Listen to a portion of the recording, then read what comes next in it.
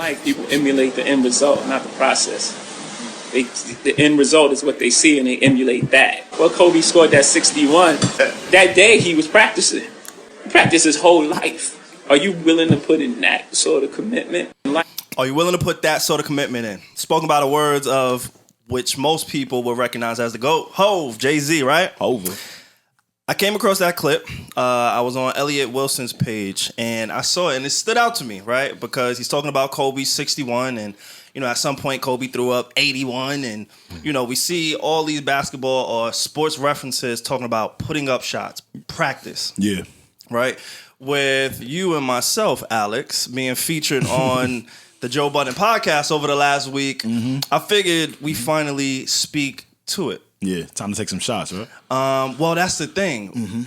People see us on the show and think that is the end goal. Oh, I see what you're We putting up shots over there. Yeah, we getting our jump shots off still. That's pretty much what I want to speak to, but we're not going to start there. Anybody who's new to the Needs to Know podcast, thank you for checking us out. Thank y'all for joining us. Anybody who's been rocking with us, y'all already know what's going on this side. Yeah. We are no longer a threesome, as you all may know. I've been trying to get that to stick, but Alex, actually, we a duo. You won. We a duo. Duo is tough. That sounds kind of tough. Yeah, that's what I'm saying. Sounds a little. Yeah, Nah, but like tough. when you have two of something, you could also call that like a couple. Nah. We could call it a duo though. Yo, what's up with him? What's up with him? Why he trying to make it? What's up with him? Like two peas in a pod. Two peas in a pod. Now you in a pod. Yeah, podcast. Oh, that's kind of hard. Oh, I didn't see the bars. My bad. All right, hold on. Now you rapping. It's two peas in a pod. I got that. Always. Damn. The third voice that y'all hear, if you are again a reoccurring listener to this podcast, the voice isn't unfamiliar to you. Nah. He reminded me. He checked me low key. That's what he do. No. What's up? He checked me crazy twice. What's up? What you did? Over the What'd I weekend, do? we chopped it up, and Facts. you know, I kind of gave him my resume, my spiel, because I'm so used to like selling myself to people. Hey, this is what I do, and I'm a You wanna producer be on a this gigolo one. so like, bad. You feel me? Like, A I just be gigolo. throwing Stop selling myself out. yourself. He want to be a gigolo so bad. He do be selling himself though. I ain't gonna hold you. I know. And then Devvon looked at me like, "Yo, fam, you know, I was on like episode 8 of your podcast." I be trying to tell him, bro. Son, he tried to come in here and tell me the format of the podcast. It kind of pissed me off. I was like, yo, bro, for real? You know me? You're here, and things Yes. have changed. Yeah. That's true. Obviously. Yeah. That's So true. I That's just wanted true. to make sure I get I it. give you credit. I know you're a Right. busy man. I get it. But yeah, Alex, how you feeling, dog? Hey, what's up, y'all? It's your boy. Hey, I'm feeling all right, man. I don't know how I'm feeling, actually. I'm here with my brothers. Right. You know, we've been through a lot. This past month or 2 months for the Need to Know conglomerate, ex-affiliates, there's a lot been going on, man. Yeah, I like to look at it as we are in a universe. Yeah. And when I say universe, I mean like a fictional universe. Like Marvel? Like the Marvel universe, the DC universe. You know, I'm always going to have a reference to comic books. I'll be in that world, right? Right. Groot. But right now, we're in like... I'm Groot. You might be Groot. I'm saying, I might be Groot. You know, Joe Budden Network? You're yeah, Groot? I might be the Groot, you know, behind the scenes. They don't really see him He doesn't speak. do shit. You try. Hold on, you good? What's Groot up? doesn't do nothing. Don't What do does that. He came through with some moments. Hey, yo, relax. Okay. It is what it is, bro. I ain't gonna hold you. It is. I feel like there's nothing good to fucking say. If you're not Iron Man, then no one fucking cares, right? That's fucked up. Facts. I feel like if you're familiar with what we do, we kind of stay away from, you know, the parallel interests of the Joe Budden Network, the Joe Budden Podcast, and what's going on. But I felt like there's nobody better to really talk about what the fuck is going on Very true. than myself, Alex, and even Devvon, who's a friend of the show on the podcast. Perform for the Joe Budden Podcast. Yes, sir. Yeah. An avid listener. Very avid listener. Yeah, so Yeah. I think we bring that energy over here. Let's start with people not totally understanding, right? What don't they get? That this is practice, like Hov said. And when you have somebody like ourselves who just are young, hungry, and happen to be in a position, not a position that we were gifted, Right. Absolutely not. not a position that was done by chance. It is a position that we kind of created. And I said this on Joe's podcast. I was like, hey, I'm not here to try to replace anybody. ICE is not here to try to replace anybody. Right. It's like what they built is theirs. I love that. I love that you said that because I don't understand why people are fans. I don't understand why people try to do their own thing authentically. Right? Like, I don't ever want to be a replacement to something. I'm trying to create something special for myself. I hear you. But now, I guess, you know, it can kind of look like that when you take the seat or the mic of someone. I get it. But as individuals, we should think to ourselves, maybe that person wants more for themselves. Yeah, I hear that. No? I can speak from a fan's perspective because I feel like I'm an external source in the sense of I'm not there with you guys day to day, right? Like I think I have a viewpoint about it, or I can speak from a perspective of people that are listening to y'all, right? Right. Like for me as a fan, to see what has been happening, right? It's very confusing. It's kind of like the characters in your favorite show, like being killed off, like this mysterious kind of thing. That is how I've described it to people. Yeah. That is the only way to really look at this. Like the Joe Budden Podcast is no longer a podcast. And I say that with all due respect. They are a sitcom. Yeah. They are your favorite show. Yeah, it's different. Like, they are characters.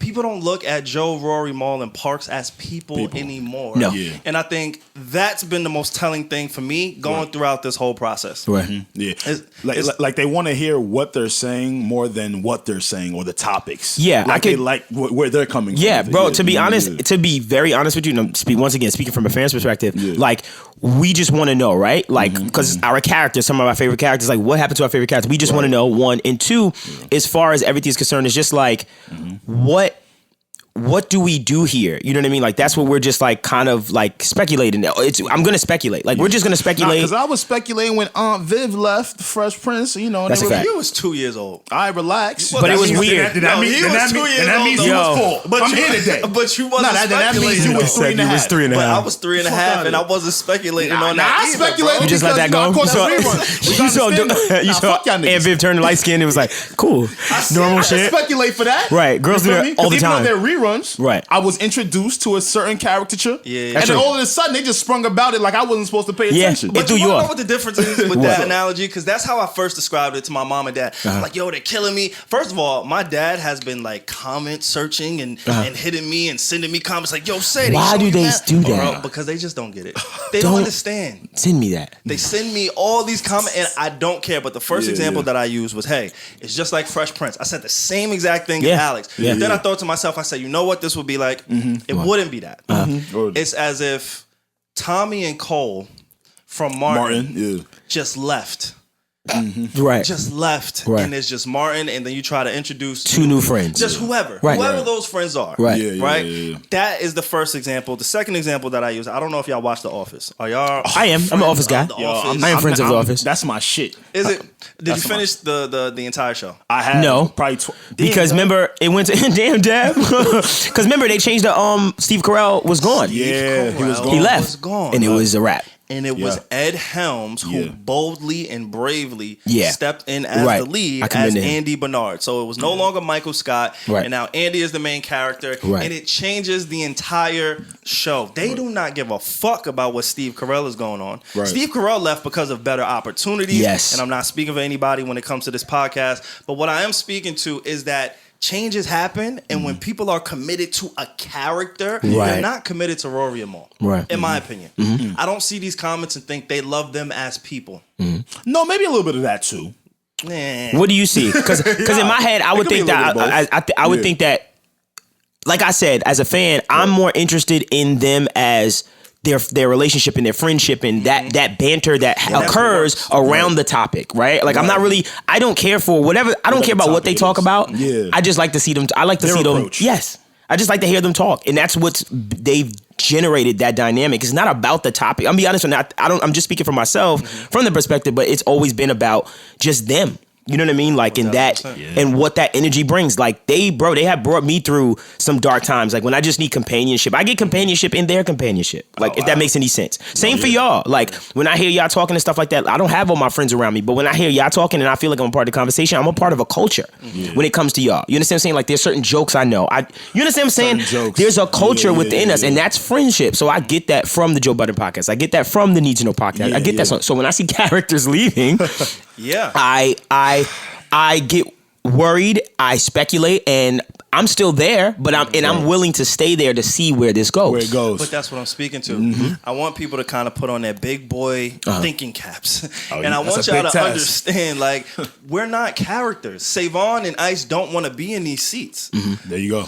And let me not speak for Ice. Ice is not here, although he said it on the show. SaVon doesn't want to be in this seat. I've communicated with Rory and Mal almost every other day since they haven't been here to assure them, like, yo, fam, let's get this shit back to normal. Right. We created history. Right. I'm here because in order for the ship to continue to go, they've asked me to step in, and I'm gonna do my job, and I'm gonna do just that. Understood. Yeah, you're doing Like what you can. that's just what it is. Right. You feel what I'm saying? Right. Yeah. So I don't know. I felt compelled to kind of speak to this. We're no longer people when we get into this space. The space, absolutely not. Yeah. Mm-hmm. I don't think you're. By the way, I don't think you come off that way.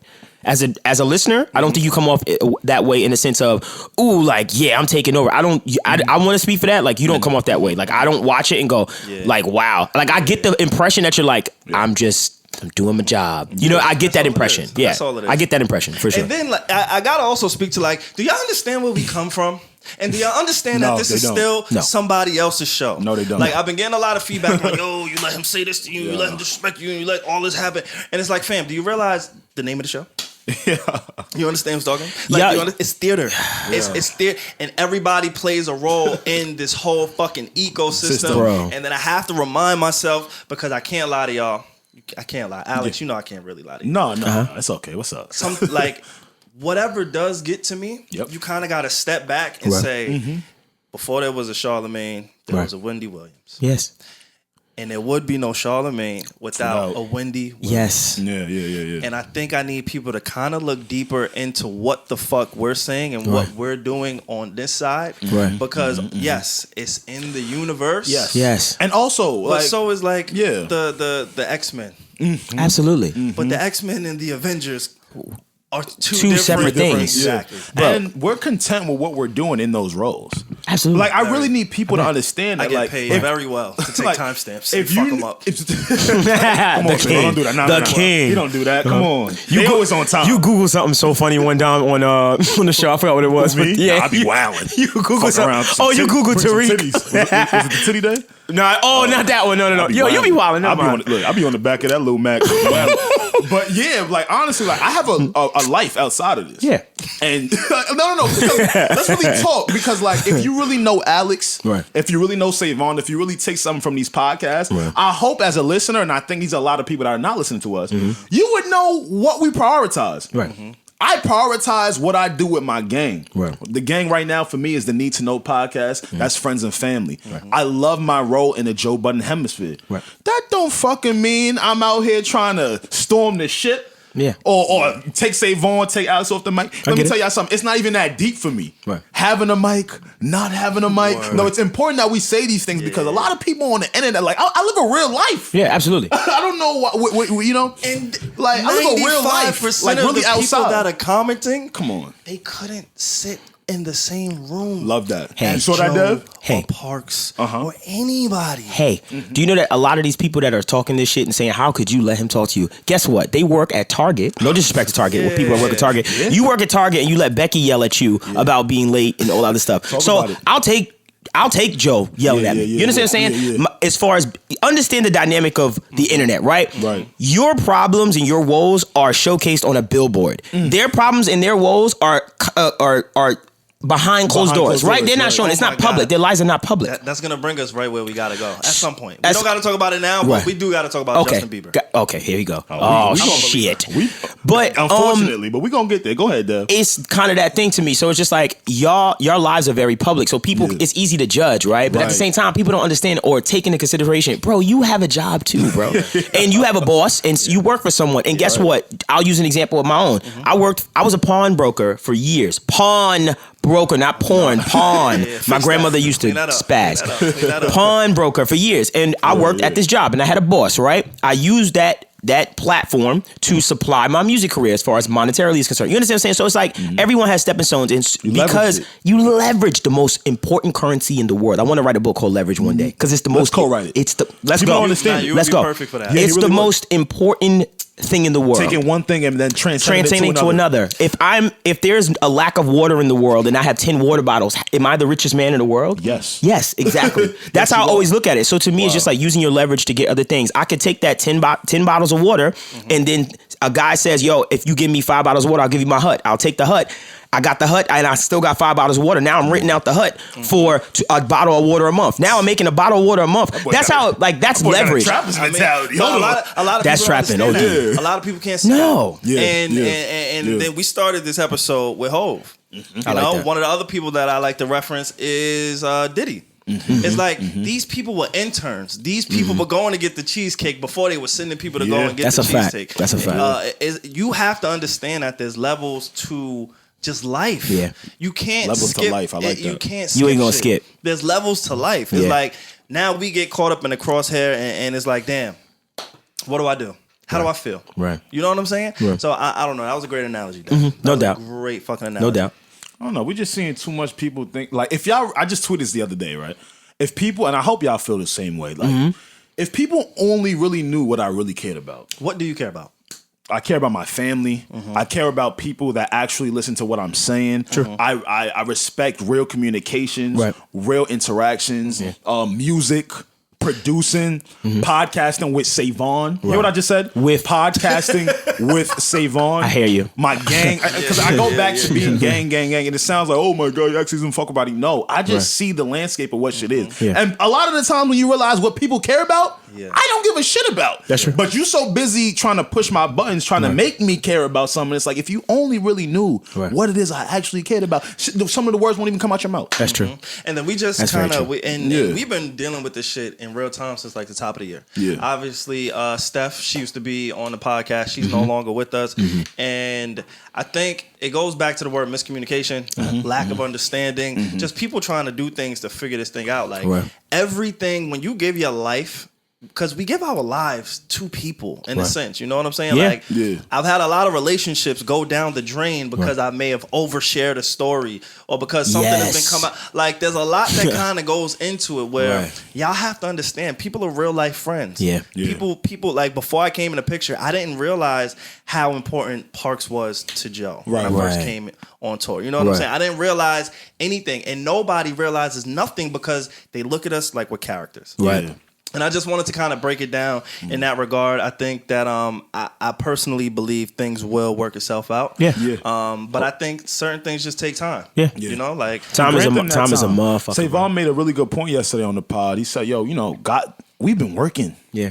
Nonstop through the pandemic. Right. It's live shows twice a week. Not a lot of people are doing all of this. Yeah. And yes, it just looks like podcast episodes that come out and you can listen to on Google Podcasts and Apple. Right. But if you look at really what goes behind all of that, it's a lot of time. Yeah. A lot. It's a lot of time. As I tell you one thing, creatives know. Yeah. As creatives, we know what y'all dealing. You know what I mean? We know. We see y'all. Like, we understand. But to the average consumer, I can understand why it's just like, you just doing time. Like, niggas will come at you or scream at like, yo, I could do that. I'm like, fam. Pull up. You have no fucking idea, my nigga. Like, it's I be nervous for you. Like, when they be saying stuff, I be like, that nigga typing right now. Like, we need a mic on just your keyboard. No funny. I'll be on there wilding. I know you do. I know you be having shit primed up. Like, I know in my head, I've thought about I've thought about your job from top to like a fucking creep. I thought about. Yeah, I'm like, yo, that nigga probably just have like certain tabs open in his Google Chrome browser, like ready to go. And there's different styles though, right? Because being within this network, like SaVon brought up, like it's not just this show me and SaVon are part of. Yes. Right? So even on STTI, the thing is, on Mondays me and SaVon do, like, I have a dynamic with them. Yes. And I have certain ways that I do with them, and we have our relationship. It's not just so cut and dry the way I see it. Yeah. Like, fam, I started out as writing descriptions on SoundCloud. Right. Come on. Let that breathe for a little bit. That's right. That's right.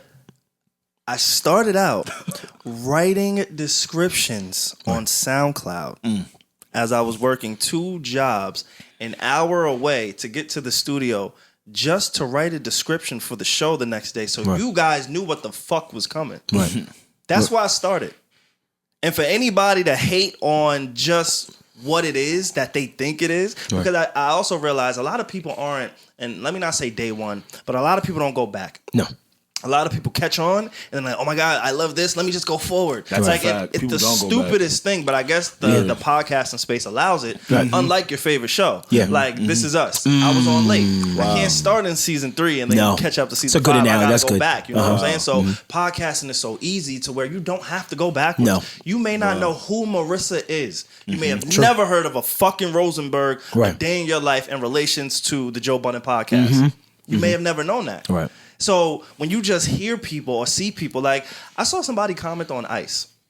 Ice has been friends with Joe for a long time. Ice was on for I'll name this podcast later. We know Ice. Like if you listen, if you listen, you listen. But Right. some people just jump on and say, "Hey, fuck this! I hate this! I hate you! I want it that way." They don't understand. Like people have to figure shit out, Right. And allow time to do How that. you gonna hate something and that you haven't digest? I saw a lot of shit like that where I turned it off after 2 minutes. You digest it. I so you know what seen that all tells of me? that. That just tells me you didn't take the time to actually see if it was worth your time or anything like that. You just talking out of anger. Listen, this is my thing as once again fan perspective. If I've invested all of this time, energy, money into that piece of content, Joe Budden Podcast, I'm going to give whatever it is a chance to figure itself out, to work through things. I'm not going to stop listening. You understand what I'm saying? Because I'm a real fan of what was there. That is a historical. At the end of the day, you can look at the Empire State Building and not give a fuck about it. But historically, when I tell you the history of it and what it's done and what it's accomplished,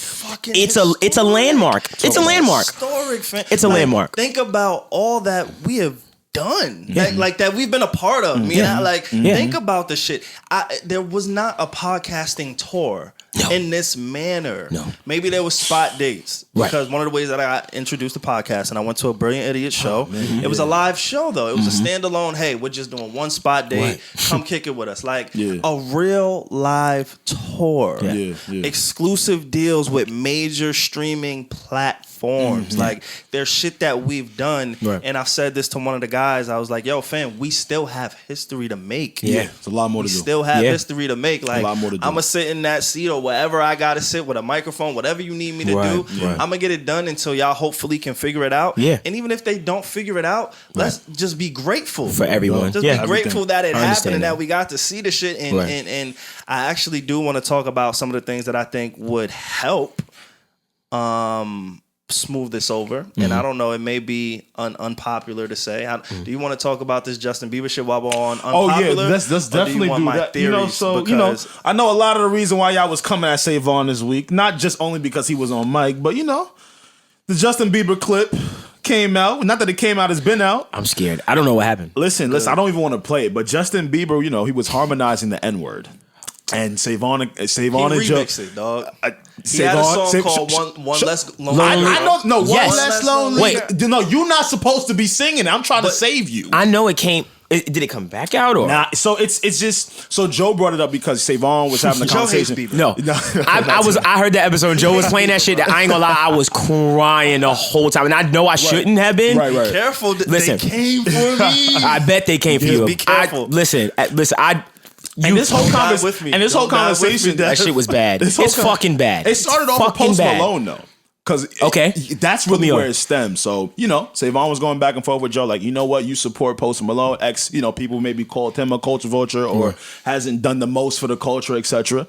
And then my boy SaVon came around and just told him, like, he did kill when he harmonized the N-word, but do you want to be clear about what you said? You did kill when you harmonized the N-word? Do you want to be clear? Like, kill doesn't did well? Word he's saying, the vocal performance is good. That's nasty. You can't say that. You can't say that, SaVon. I can say that. No, you're not supposed to be endorsed. You can I'm not endorsing it. Yeah, you are.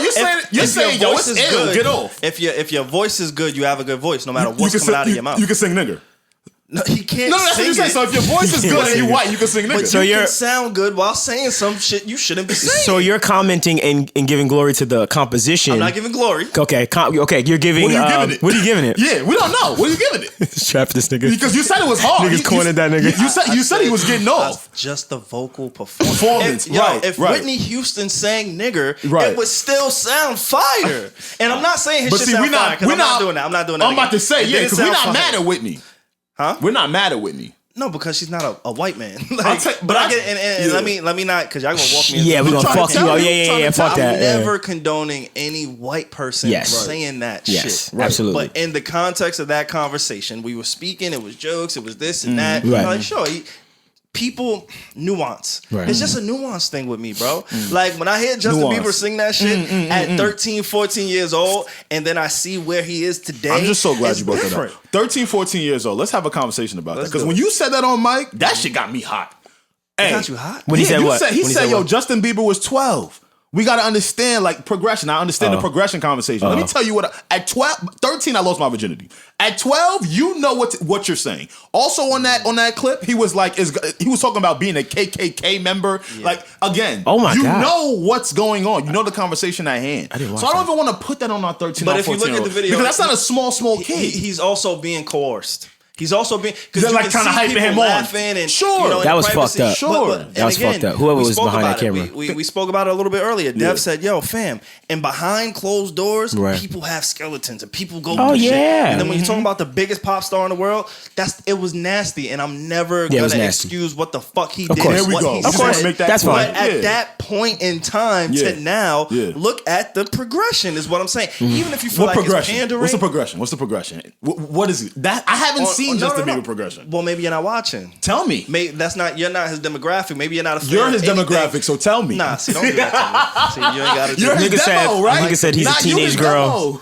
He called you a teenage girl. White bitch. Yeah, he did. He did. That's your demo. He did. Like, what's his progression? I am interested. Like, what would you like give to his progression? Like, what have you seen from him? I'm not saying you're wrong or nothing, by the way. I just asking. I'm genuinely asking. Like, for me, I think it's a trend for pop stars and white people to kind of monetize off of a sound, a look, an image of what we do in this culture. I think that's a real habit.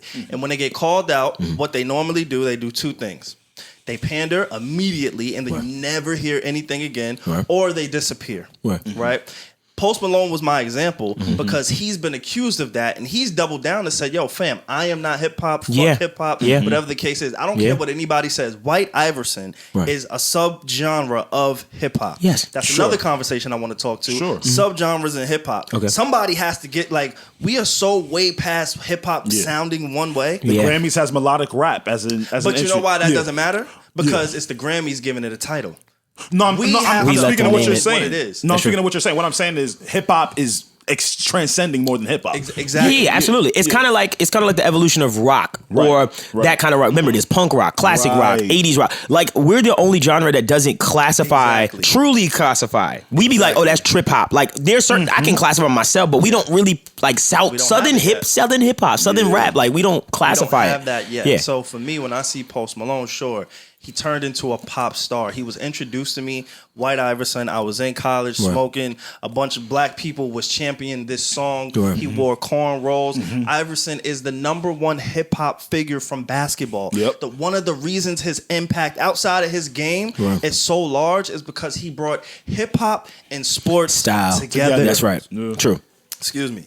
Together. Like, so you can't tell me that that's not a subgenre or a product of hip hop. I don't care what he's doing now with Ozzy Osbourne. He got the bag. We see it. Travis Scott is with Ozzy Osbourne is what I'm saying. Yeah. So for me, when you see these people who get accused of it, right? Even Sabrina Claudio, who's made burner accounts just to be racist. That was crazy. That blew my, I ain't gonna lie, that hurt. That is intentional racism and just nasty behavior.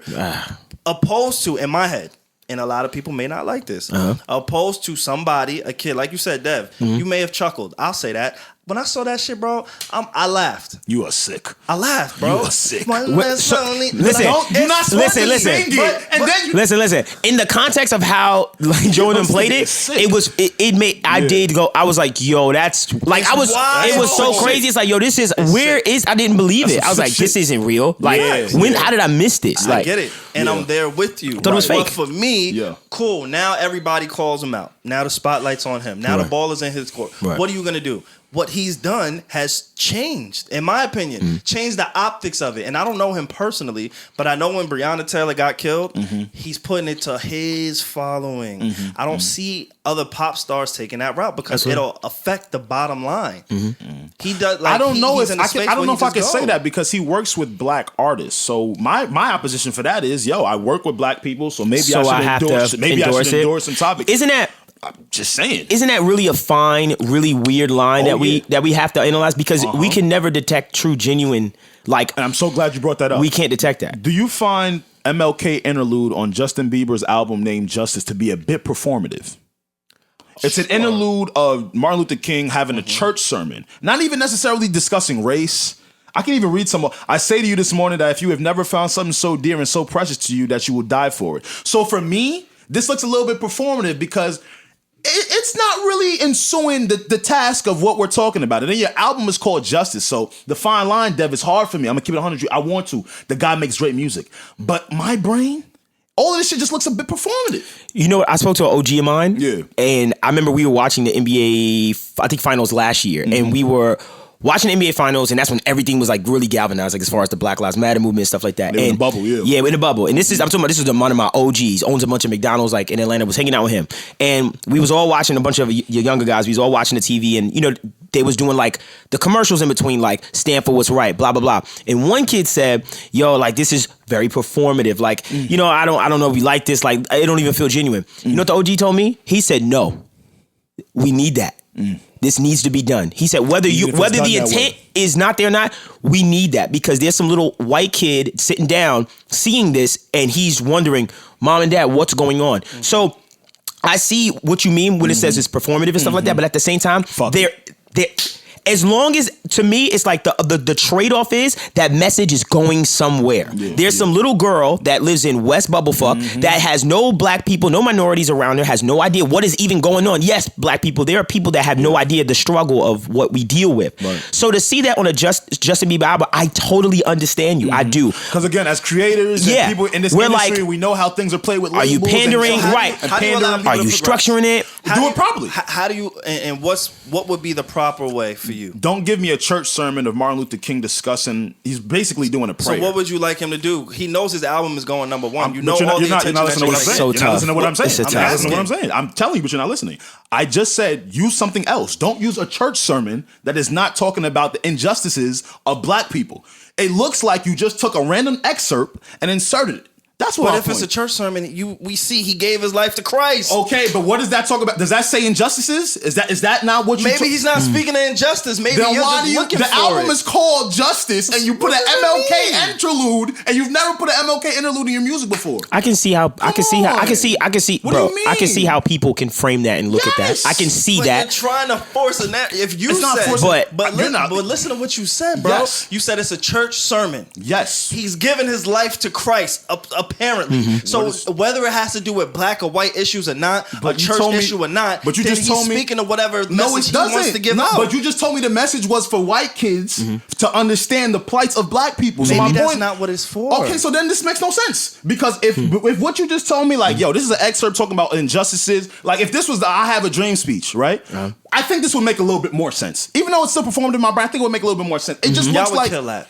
Okay, if they're gonna kill regardless, right? Like you said. Can I be honest with you? Can I be honest with you? I think no matter what he did, I think we would kill him for it regardless. That's my point. No matter what. How do you fucking progress? And guess what? You know what? You know what I'll say to you? How you do it? You're absolutely right. How the fuck? Well, how would you fucking do it? I'm pretty sure his $1 million PR team is saying the same. How the fuck do we do it? Because guess what? At the end of the day, let's play devil's advocate. Sure. He could genuinely feel this way. All the white people that we've seen that have done things, they could genuinely like, listen, I really want to do something. But now there's this extra added fear of, damn, how do I do it without coming off ABC? Like, that's just me looking at the other side. Like, I can get it because you can fuck this up really bad. So my question to the world is, how do you do it? Like, you're right. How do we build our allies? Like, right? Like, because these are allies that we're trying to build. As a fan, let me tell you how this wouldn't have put a bad taste in my mouth, because I'm a thinker. I don't just sit here and just digest what's given to me. I really think about how shit is done, how it was created, how do we get here? Right. You feel me?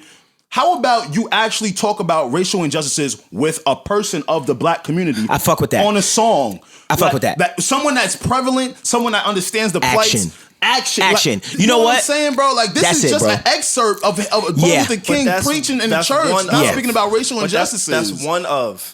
So you think from the time that video came out till now, that's the only thing he's done? You ain't told me nothing yet, so I'm getting my own. I just told you. That's enough for you. No, but it's more. That's just the first example that comes to mind. There's more. There's been a pattern in that because I understand he knows he's fucked up. You got it, and he has to, and he probably think he has to stand on. You know, be careful and that's the thing with me. It's like this cancel culture shit is bullshit. We speak about cancel culture on this podcast all the time. I hate cancel culture. Like, how do you allow people to progress? Like, what is it going to take is what I'm saying. But I get what you're saying. I understand. I hear you. Like I do too. I hear you. No. You're not. Yeah. And I hear y'all too. And I'm not defending him saying that word. Not at all. It's a nasty fucking word. It's mere perspective. Horrible to see it. Right. Like again, watching the shit at first, it's so unbelievable that you chuckle. Like, you're like, this isn't real. What the fuck? I didn't believe this. He's doing what? Like Right. it's crazy. But when you sit back, obviously you don't accept that. Of shit. course not. You don't right. accept that shit. For anybody that think But we accept that is fucking, you're fucking mad. we just gotta keep that same energy for any and everybody. Facts. Like I never want to see Mel Gibson on my TV again. Yeah, he's done with me. Yeah, I never want to hear Hulk Hogan at the WWE Hall. Done. There's certain people where it's like, and they did this, mind you, they did this in their older age. In the older, like these are grown ass men. And it's like, I don't hear any outrage towards some of the people, quote unquote legends. Like Mel Gibson has a whole catalog on Netflix and there's nothing being said. He referred to black people as a pack of niggers. Yeah, that was crazy. I hope you get raped by a pack of niggas. It's pack. What came out of Dogs. Mel Gibson's And mouth. Justin Bieber said, if I become a KKK member, I'm a blah blah blah. It's all nasty, bro. It's all nasty. I gotta listen to the rest of that clip. No, you want me to play it? Nah. You can't. But I don't.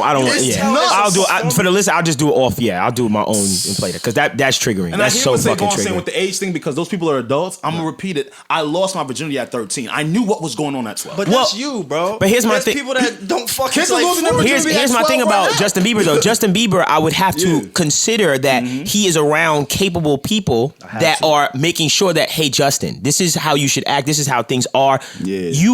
That clip should have never seen the light of day. The camera was rolling and y'all allowed that. And who's laughing and who's egging him on? Like you had the wrong people around you at that point, right? Like obviously, right? Because they thought that was funny. But I guarantee you at this point, I believe he's learned a lesson. Not saying he's changed or anything, but he's definitely learned his lesson as far as, listen, you do not do that shit. Like he's literally trying to be on our side. He's playing our side. You understand what I'm saying? It's supporting our goals and everything like that. I'm not saying he's doing the greatest job in the world and we should praise him. I'm just saying that from the perspective of me looking at him, I see what he's trying to do. That's all I'm saying about it. I feel bad for Alex's kids, man. Why? I feel bad for Alex's kids. Why? This is good. Stay here.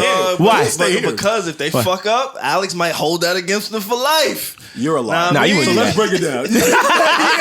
Nigga said, all right, enough. It's enough of you. He said enough. Let me explain. Go ahead. Let me tell you something. Mic, dog. If my kid, I was letting you talk. You feel me? You had to relax. I'm here now. Okay. I love that. Okay. Let me tell you about what my kids should go through. My kids are gonna have to understand what they did and then put in the proper work. You see how I said proper? I'm not giving no freebies for them half-assing what they supposed to be doing. I hear that. So no, not that I'm gonna be mad at you forever, but I want you to really fix what it was we spoke about. And I don't want half-ass shit. I'm sorry. But that's for what you deem is But really you said fixing. my kids. No, I'm asking, right? Yeah. It's what you believe is really fixing. Yeah. So what What do you you mean? believe could be really fixing doesn't actually mean that other person has to agree with it. It's levels to it. So that's you're just accepting. life. That's just anything. No, I'm saying. Yeah. So, but that's what it is. Consequences. That's with anything in life, yeah. To be honest with you, I think that's the real problem with the whole fucking country, right? Is that we don't respect each other's opinion, and if your opinion doesn't match mine, I want to fight you, right? I want to have that conversation right now. That is such. I think that's. I literally think. I want to have that conversation right now. As far as fixing this country, as far as how we feel about each other and shit like that, the world, I think it comes with one mutual thing that I think we can all agree upon, and that's respect, right? If you support A, B, C, D, that's you. I'm not here to try to change your fucking mind of generational shit that you have. You sound like Maul now. Listen, no, hold on. All right, listen, then let me finish. If I sound like Maul, let me tell you this. So as far as I'm concerned, it's like this. There are people in the world that I know deep down I'm just not going to change, right?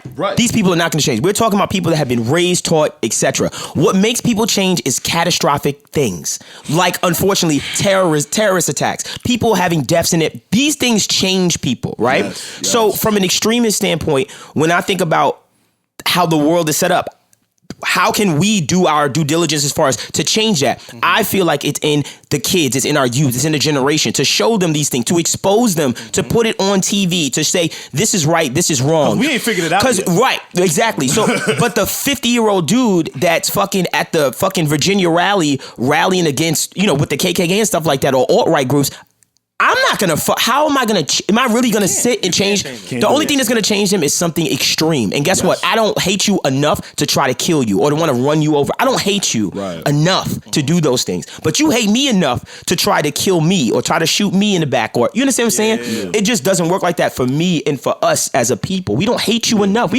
We just want respect and to be treated. Yeah. So respect. And if I have to push you to respect, so be it. Right now, I'll defend mine by any means necessary. Malcolm X, I will defend mine. You know what I mean? But as far as it's concerned, I think just respect is just the ultimate thing. If we could just respect each other's opinions, I think this cancel culture shit wouldn't even fucking exist. And see, that's my thing. I don't believe in cancel culture because I don't either.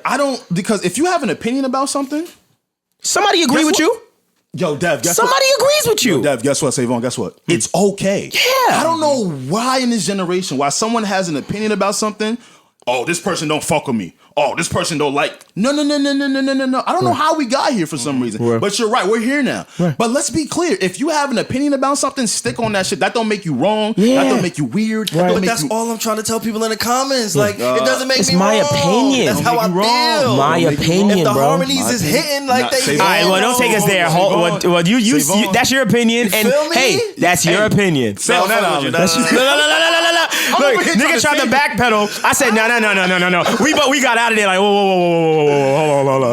Nah, bro. I ain't shunning nobody for their fucking opinion. Like, that's your opinion. Just don't disrespect me. That's all. That's how I feel. If you think we're a failing podcast, how about that?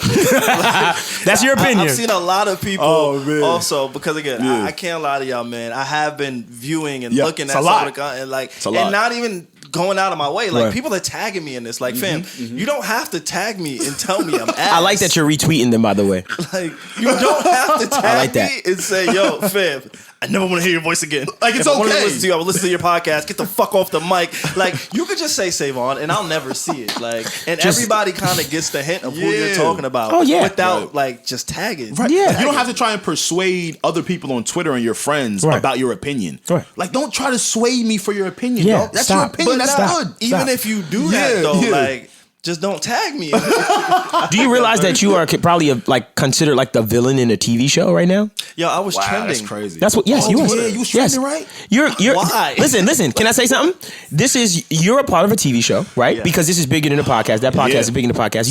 You are literally probably a villain in a TV show right now. Yeah. But I didn't sign up for that. Exactly. Though. I'm sure you didn't. Exactly. I just wanted to kind of be like, I don't know. You wanted to do some time. You just wanted to write your timestamps. Yeah, so you wanted to do? Go grab some coffee for niggas. Like, exactly. That's it. You want a beer? You good? You need some water? Like, anybody who watches on the YouTube, y'all see I pour drinks quite often. Very often. Like, that's all I was trying to do. I wasn't sitting here trying to take nobody. Now you're a villain. It's not like that. You're a villain, and I see you kind of embracing that role too. By the way, it's fun. I mean, because you gotta laugh at it, bro. Yeah, there's nothing you can do. Going to like speaking to your parents, speaking to your friends, who are like, oh my god, you're getting attacked. Like on Monday, bro.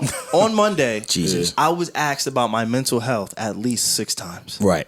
It's important. Man. And it's like, thank you. You should. Health going? Right? You should. I see the hate. I see the comments like, how are you feeling? And I'm like, yo, fam, it's a Monday morning. I just want to get through the day and get back to Xbox. You get what I'm saying? Like, I just want to work, and it's a real question though, bro. Because being attacked on the internet, like we all have social media, right? Like I feel like being attacked on the internet is a different kind of feeling. When you seeing "fuck you, suck my dick" from just random, you know what I mean? Like kind of people just attacking you, it's different. So it's important, bro, to check in with you, like, or how you doing? You okay? You handling this well? Like you have to have tough skin when you are in our field, you know. So I understand that. Nah, I ain't knocking a nigga to ask you that. Nah, well, all right. It's a real question. When you look at it that way, yeah, we got to do that. I gotta go back and thank those people. And I just left them on red. Yeah, I feel bad actually now, but you know what? I believe it. I just didn't think you were. I was like, he's good. Yeah. I was like, fuck. Cool. Yeah, I knew that in my head. Let me tell you what I listen to. I listen to the opinions of the people that listen to me and SaVon's podcast about that. And shout out to y'all. Right. Can we show them some love real quick? Shout out to y'all because y'all kind of know where this thing is going. Right. Y'all kind of see the vision that me and Alex are kind of setting up, and even Dev. Like Dev's a huge part of our story and will continue to be. Exactly. So shout out to everybody who kind of listens to this podcast, knows me for being me, knows A for being him, like, and not just Scream-Man in the Dawn. Thank you. I don't know if y'all realize, but I've never really called myself or referred myself as the Dawn. Or me. No, I know. Yeah, that's true. Or there is no the jokes. Like we don't joke with each other. Once in a while, we'll get a screen joke. Once in a while, we may get a Dawn. Like cool, but I don't live in that world. We don't live there. Those are the people in life, SaVon, Dev, I deem to be important. It's why I don't get pissed off when I get those type of messages. Because the people that usually sending those messages don't know you. Exactly. How the fuck I'm gonna get tight as you for not knowing me? Exactly. That's what it is for me on social media. You can't get tight. No, you can't. You don't know me. If you don't know me, why am I supposed to get tight of your opinions on me? I'm about to read some comments what they saying. Bro, like, I could be tight for what they saying. No, But you don't know me. See, and You know what I'm saying? it depends on how perspective.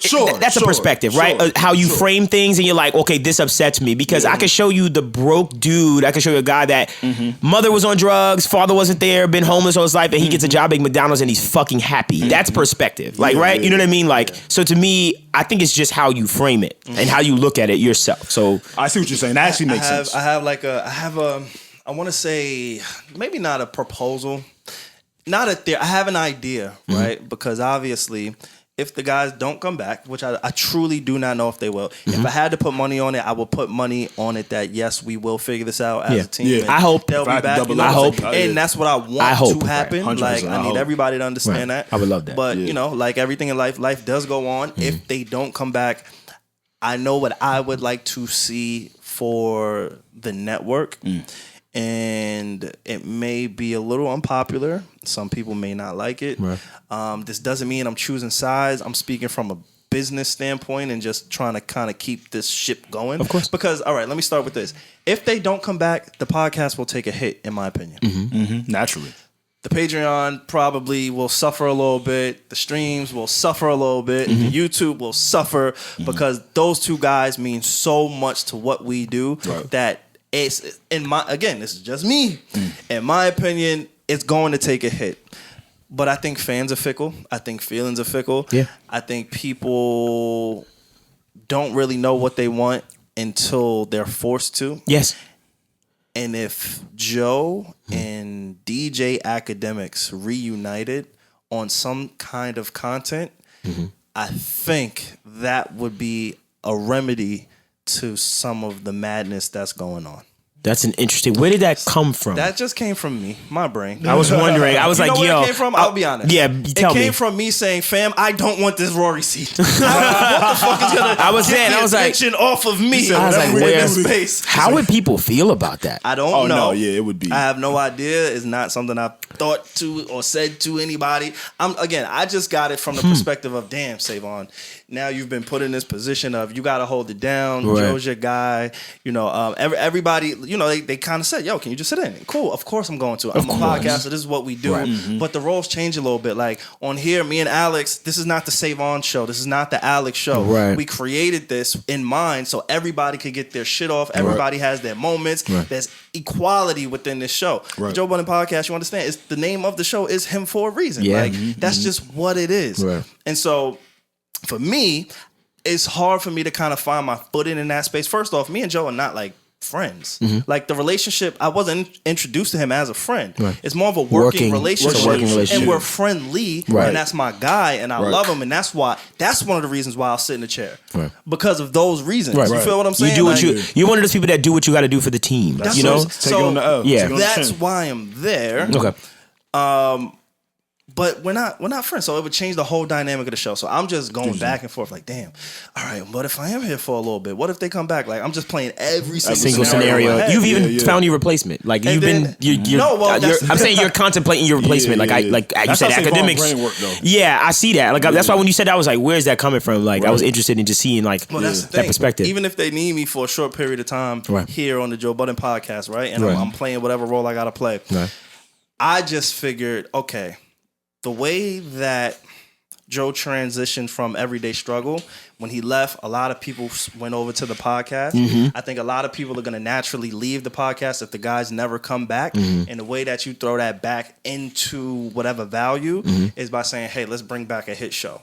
That's just my I get you. opinion. Yeah, absolutely. From a business and from a Absolutely. content standpoint, like people loved it. People wanted it to continue. Right. I think, Ak has built his profile and his audience. Sure. And that and not on the podcast. Right. Anybody listening, do not think that I'm trying to replace Rory and Maul with DJ Academics Right. on their podcast. Yeah. That's not what I'm doing. I wouldn't- I'm yeah, saying I'm an not here for it. entire different show. Right. Same format as the Everyday Struggle. Okay. Right. I think that could be a remedy. Yeah, that could be They had another good perspective. content, everyday struggle. I hope the guys I liked come it. back. Yeah. It was basically was a new generation perspective and an old generation perspective. Like it was cool. And it's funny because that's why people kind of enjoyed the episode for the last 2 episodes with SaVon. Oh, we enjoy SaVon's younger perspective along with Joe's. Yeah. One thing I will say about that is it is interesting to hear someone like not saying I relate to you more, but I do in a sense like we have a similar taste in certain things and stuff like that. Yeah. So just to see you even sitting there, it's like I feel like I'm sitting there. No, that's not true. Like I'm like, yo, facts, because I don't agree with every fucking thing, right? Like that the guys say, right? Which I like that. I like to. I don't want to agree with everything, but there's some valid points on both sides. But I like it. I like the dynamic and stuff like that. But like I said, bro, this is people's favorite shows that they've been watching for 3, 4, 5 years, and here's some characters, we just killed them off, or we put them in some mystery island and we don't know what's going on. They're taking a little break. They're taking a little bit, right, and we don't know. So we're gonna speculate. It's a show. It's a fucking show. It's trending. It's a fucking TV show. This is not just a podcast. That made my mom proud when I was trending. Like, in the United States. Like, we was Get SaVon the fuck out of here. Like, bothering you, shooting shots at you. My God. Your parents to see that happening is fucking weird. Exactly. Like, you getting shot at is different. That's why they send you a screenshot. Like, my mom, bro. Yeah, I hear you, bro. Yeah. I fucking hear you. It's getting a little crazy. Again, like I said, we don't normally talk about that in depth on, what's going on that side, because we like to just let that live. We like to just let that world breathe. But now it's kind of bled into what we're doing, and you almost have to. I was wondering why, like, when you, obviously you hit me, like, oh, Dev, come through and stuff like that. And I was wondering, and for you to do this while I was here, I was just like, oh shit, like, this is like serious. But I think it's so dope because I am a fan. You know what I mean? I'm not just one of those guests. Like, I really am a fan, and I've been with y'all for a while. So we know that. I appreciate just that you allow me just to kind of give my perspective on it from a fan's perspective. And I hope that anybody that's a fan that's listening right now, like, kind of just, like, I hope I've asked certain things or said certain things or expressed certain things that I think we all kind of feel about Need to Know and the JPP at the same time. So I appreciate that. It's so fucking crazy. You wake up and you're in this kind of position. You know what I'm saying? Like, it's the weirdest thing. But I do want to transition a little bit because within all the noise that's going on and all the feedback and all the negativity, people have been mentioning to me failing podcasts. Podcasts, what they deem as a failure and what they deem isn't. Again, I want everybody to understand there's certain shows that no longer podcasts. And just like the evolution of hip hop, in my opinion, podcasts are now in a space where you have to kind of give it a subgenre. We have to kind of give it like, hey, this is an independent podcast. True. Yes. This podcast has backing. Right. This podcast is a storytelling podcast where you're only going to get 15 minutes for 4 weeks, and then we go dark. Like, they go podcasts, seasons and stuff. It's I love that. seasonal. Yeah. It's so seasons many are different ways of podcasting that I think we've reached another crossroad of trying to establish what is what. Right. So I wanted to talk to y'all. What in your mind is a failing podcast or a podcast that has failed? Dev, you've explored in podcasts. Yeah, absolutely. No longer podcasts. Yeah. There's probably reasons to it. Absolutely. What is your definition from a fan's perspective as somebody who used to host a podcast? Like, talk me through it. Because I don't think, we're in a failing position by it. The only thing that what creates a failing podcast is you stopping. That's it. Because I can show you Joe Rogan, I can show you Joe Budden, I can show you Brilliant Idiots, I can show you all of these podcasts, and I can show you time, right? That's what has set them apart, in my opinion, is the time that they've been putting in to their craft, to building that audience and stuff like that. Every time you pod, someone new should be tuning in. You understand what I'm saying? So the only thing I see as failure for a podcast is you fucking stopping. That's it. Joe Budden Podcast wasn't always called the Joe Budden Podcast. For people that don't know that, right? Yeah. Fucking idiots. Had someone, stupid. It had someone, they lost someone, right? And then they revamped. Sure. It didn't stop. We could have looked at that as a failure, like, wow, they're changing people, like, things are happening here. But at the end of the day, the content still thrived. So quitting is the only thing I deem as a failing podcast. Anybody that has a podcast out there, whether you've been doing it a year or two, don't fucking stop doing it. That's you failed once you stopped. So that's my opinion on it. Wow, that's actually not too bad. Me, I like to look shit up. Wait, what did you look up? Come on, bro. I'm always working. You are. For real. That was Scream Man for real. I didn't want to say. I was like, you early on that Scream Man shit. Nigga said, nah, I got my phone. I got the app. I got the Scream Man app in my phone too. All I need is a screen and I can do what it do. You know what I'm saying? No matter what. Yeah, that's a good shirt. Give me a screen. And that's come on. That's hard. Definition of fail, right? It says to be successful in achieving one's goals. So similar to kind of what you said, I think a failing podcast is when you haven't achieved what you had in mind. If you have rolled out a podcast, you had an idea of what you wanted to do, what you wanted to cultivate with a certain amount of people, and the message you wanted to render over to the listeners, yo, bro, it's successful. Yeah. I'm going to be honest with you. Absolutely. Because the moment you stop, like he said, is when people started to determine, like, no, this is done. So the numbers don't matter. Numbers matter in terms of how you track your growth. That's it. If I'm growing, I'm cool. Whether it's slow as fuck or fast. There you go. If I'm growing, I'm doing something right? Yes. Okay. 10,000 listens to Joe Budden is nothing. 10,000 listens to a podcast has been doing this for 2-3 years. You feel good. Perspective. It's all about perspective, bro. And we're all on different lanes of perspective. But we can all agree that plus is plus. Plus is plus. So long I can track my growth. Exactly. I mean, maybe it's not at the rate I assumed it to be because of what I thought I would want it to do. Right. But it's going up. Absolutely. If it's going down, not that my message is failing, but maybe I need to do something different. I need to change. Right. That's when I know if from albums, for me musically, from album to album, if the next one doesn't do better than the other one, I need to reevaluate. That's it. If the next one does better, I also still need to reevaluate because I'm thinking, okay, well, how can I build upon what in this made the last one better? You know what I mean? Made it better than the last one. You still get that feeling even with getting more numbers. Exactly. So that's the thing about the failing thing. It's like, yo, you could be on top and still feel that. We hear Joe all the time talk about the consistency and how he feels like, nah, we got to get it. We got to get it. So y'all on the Spotify charts. Like, what the fuck? See, this is what this is where perspective, you know how many niggas would kill? This is where perspective just comes into place. And I always try to tell this to some of my friends. Like, I'll be like, yo, fam, take a moment. Right. Remember where you were 5 years ago, and then look here now. And I know that sounds corny, cliche, your parents say, but real shit, look at your life, fam. But nah, I be arguing with Alex like, yo, fam, we're failing, but not that we're failing because you know, you kind of reach a space where, let me not say a ceiling. Yes. But you just kind of hit a wall. You hit something that's like, yo, fam, what is not working? Right. What can we do? Like, we're in the same process right now of revamping, rebranding, making it look pretty, adding people, subtract. Like, it's this whole thing of trying to figure out how do we avoid the word of failing. Like, I speak to it all the time in my personal life. The reason that I'm here right now, a part in that, is because I didn't want people to look at me like, oh my God, after high school, he did nothing with himself. Right. Why? I get that. No, let's get into the psychology. I understand. Yeah. Go ahead. Go ahead. Because at that point in my life, you garnered so much attention. Sure. People knew who you were. You was in the mix. You was whatever the case is. And then it all falls off. And now it's like, oh, you ain't shit. Right. It's determined off of them or you. But it's like reinventing yourself. Yeah. You know what I'm saying? You being the main person in it, though. You are obsessed, and this is a good thing. You are obsessed with continuing to build upon things. Which is good. Which is good. But you have to. It's good. Life. It's great. Yeah. But here's one thing I tell you as a creative. You are always going to hit some type of ceiling. But I'm gonna kick that motherfucker through the There you go. There you go. Like, but that's so you're not say. but so I just want to let you know, but you're not fucking crazy for feeling like fuck, I'm getting stagnant. And we all, bro, we all Jay-Z might feel that way. You understand what I'm saying? Like, all right, what am I gonna do next? He still feel it. Right. Yeah. And then he wrote 444. You understand what I'm saying? Like, what do I exist musically? Like, you always gonna have to reevaluate and find your place. But as long as you keep doing, bro, y'all are doing so well. But I just know you live it every day, so you don't fucking see it. You get used to it. You get used to it, and we lose sight of certain things, 100%. And then we're like, damn, I ain't doing nothing. Yeah. Yo, Joe, see, what you need is like fam, look, yo, you. That's why I don't want to get lost in the numbers. Don't get lost. I want to get lost in the numbers. Have fun. Numbers have gonna go fun. up. Numbers gonna go down. That's life. It's money's gonna go up. Money's gonna go down. Impact versus numbers.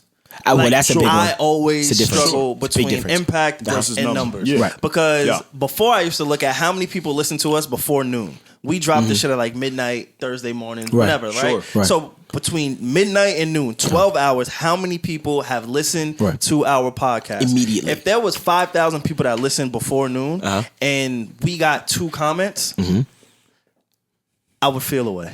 Okay.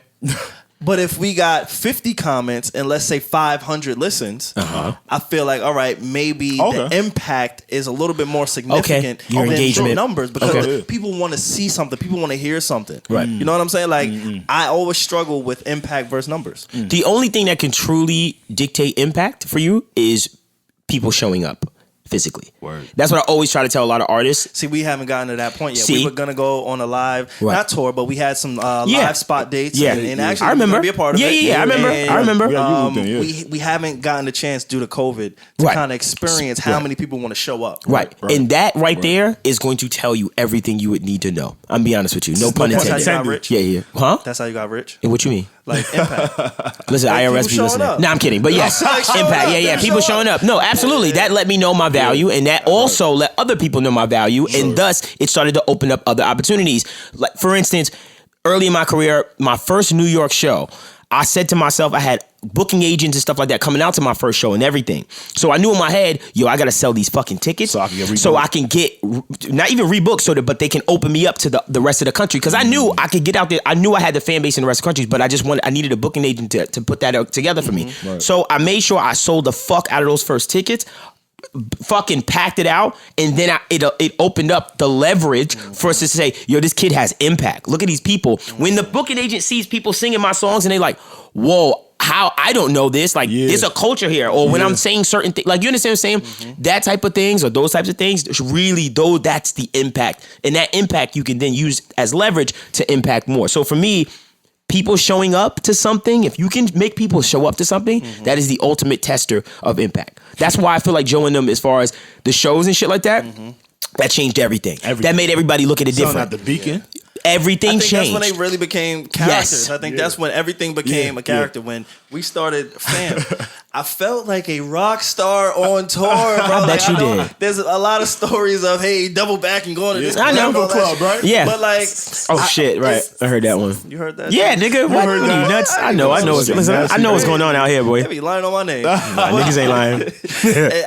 I do believe the transition from podcast to show. Again, I think everything in life is all about evolution. I think podcasts have reached a point where, fam, you can't expect to drop your podcast and go compete with NPR. You can't expect your podcast to drop, but NPR has the market share for the biggest podcast in the world. Right. So if you're going to the charts to look for your show, you feel like you're doing great. Everybody in your hood knows you. You got celebrity appearances, whomever it is, because it's so accessible to get to people now. Right. So like, I can just DM somebody who has a blue check and they can be on the podcast. Absolutely. No labels, no nothing. Right. So if you're making noise where you are and you feel like you're doing great, you're never going to be able to compete with NPR. Right. That's just what the podcast space has become. So it's like shows like our shit, and that's why I used to struggle with Alex. And tell me if I'm lying. When we first started doing this shit, the biggest thing for me was, hey, I'm privy to knowing the numbers we do on the Joe Budden podcast, and I'm looking at our numbers, Alex, and I can't fucking sleep at night. And I was looking at him like, are you fucking crazy comparing our shit to his shit? Dev, you see? I wish I could see Dev's face right now. You're comparing it to number one. So you're looking at number one. Do you know what that's equivalent of? I'm a part of number one. That's like me looking at just what level? Listen. That's like me looking at Lil Uzi Vert, then looking at my numbers and going, I can't sleep. When you know he's a streamer. That too, but once again, I'm not gonna. Comparison is the thief of joy. He told me that. Alex actually. It's the thief of joy. It'll take your joy. That's why you. That's why I stopped comparing them. Yo, Alex, can't. Really about niggas. Say, hey, look stupid. Yo, there's always gonna be someone better than you, smarter than you, faster. There's always gonna be someone better. So you can. My ex told me that. Right. So as a person, my ex told me that. That was mad funny. I caught that. I said, whoa, yeah. That was. You got some issues. You got some shit you working through. Laugh with me. Yo, for a nigga say, laugh with me is crazy. Nigga got some deep issues. Holy shit. No, but it's powerful, bro. Like, comparison is the thief of joy. Stop comparing yourself to people. That's why I don't scroll on my Instagram timeline anymore. I'm be honest with you. How do you navigate that as an artist? What? How do you navigate not comparing yourself, knowing all that you've done? We spoke about it on this podcast before. I turned on the movie. I hear my friend in the soundtrack. I had no idea he was doing this shit, but he's just everywhere. Like, you see all the love that you get when you open up the Raw shop, when people are buying your clothes, when you have a rollout, all the engagement that that you have, the following that you have. Right. Like, how do you, somebody who's so fucking gifted at damn near everything you do, especially when it comes to music, how do you not feel that? How do you not feel the pressure to compare yourself and just, I guess, where you are in your career compared to others who may not deserve it, who may not have half of the talent that you have? You know I compare myself. Like, that's just being a creative. You're going to do it regardless, right? There's no way for me to say, SaVon, stop. I understand. You're going to do it regardless. The thing is how you walk. And I say how you walk is because, sure, I do internalize it and I do compare myself, but at the same time, I have to always separate those two things and say, you're doing fine. Keep moving. Was it better than last time? Are your numbers growing? Great. Keep doing that. Whatever God kind of promises to you, I hope that. And there's something I would like to retract that we did in our interview. When I said, if I didn't become the biggest artist in the world, I would die broken. Like that moment when I said that to you was in the moment, and it always bothered me. Like, it bothered. Even my mom came to me about that. And she was like, do you really feel that way? And I said, you know what? I really don't. I said, because I went from living in my fucking home studio, taking showers at Planet Fitness, living in a fucking 3-bedroom apartment, 7 people, to look. It gave me that moment of, this is what God, look what God has blessed you with from taking you from point A to Z. So for you to say, I want more, it's just greed. Like, I just felt greedy. Like, I was like, yo, look how greedy I am. Look at me wanting more, and I got such and such in my Can I challenge that? You know? Can I challenge that a little bit? Go ahead. I'm not trying to change your mind. No, of course. You know opinions, and I like that. No, of course. I'm human. Is I'm it human. greed, or is it just aspiration? It is. It's a combination of But both. they're cousins. They're related. Yes, they are. They're related. They're in the same family. They're in the Greed family. and aspiration. Absolutely. You can Because- aspire to all the things that you just retracted to, being the biggest artist in the Sure, world. which brings greed. That's true too. Because I want to be this. Because I want to be. I bigger, want because more than wanna I be number need. one. I But it's want always way like more that, than I But need. it's always like that though. Even when you get more. Okay. I want way more than me. Because even when you get more, it's still not enough. It's still not enough. And I don't like to live like that because I like living happy. Right. When is enough is the question that no one can answer. You can't answer that. No, yeah. Just When think is about it it. Don't You can't answer that. Just think about it. I promise 5 years from now, we'll have another conversation. You'll tell me something right now, and then you'll be there, and you'll be like, bro, like, I'm hitting the wall. I'm like, yo, say. Remember fucking episode, I don't know what episode we are. Yeah, 132. 132, when you said ABC, bro, you're there at the point where you said you wanted to get, and now you're pissed off again. That's what it is. And I can go back to interviews of myself 5 years ago, 6 years ago, with Joe Schmo in the basement doing an interview and fucking like, one day I just want to be able to, sell my merch and do a tour and now smoke that. Right. And now you're smoking that. And then I'm here and I'm like, fam, like I can't get on the fucking chart no more, like the Billboard chart. Like, what? Like, when does it stop? It never stops. Doesn't stop. As long as my people is good, my visions are coming clear. Everything I wanted to work on is coming to fruition. Right.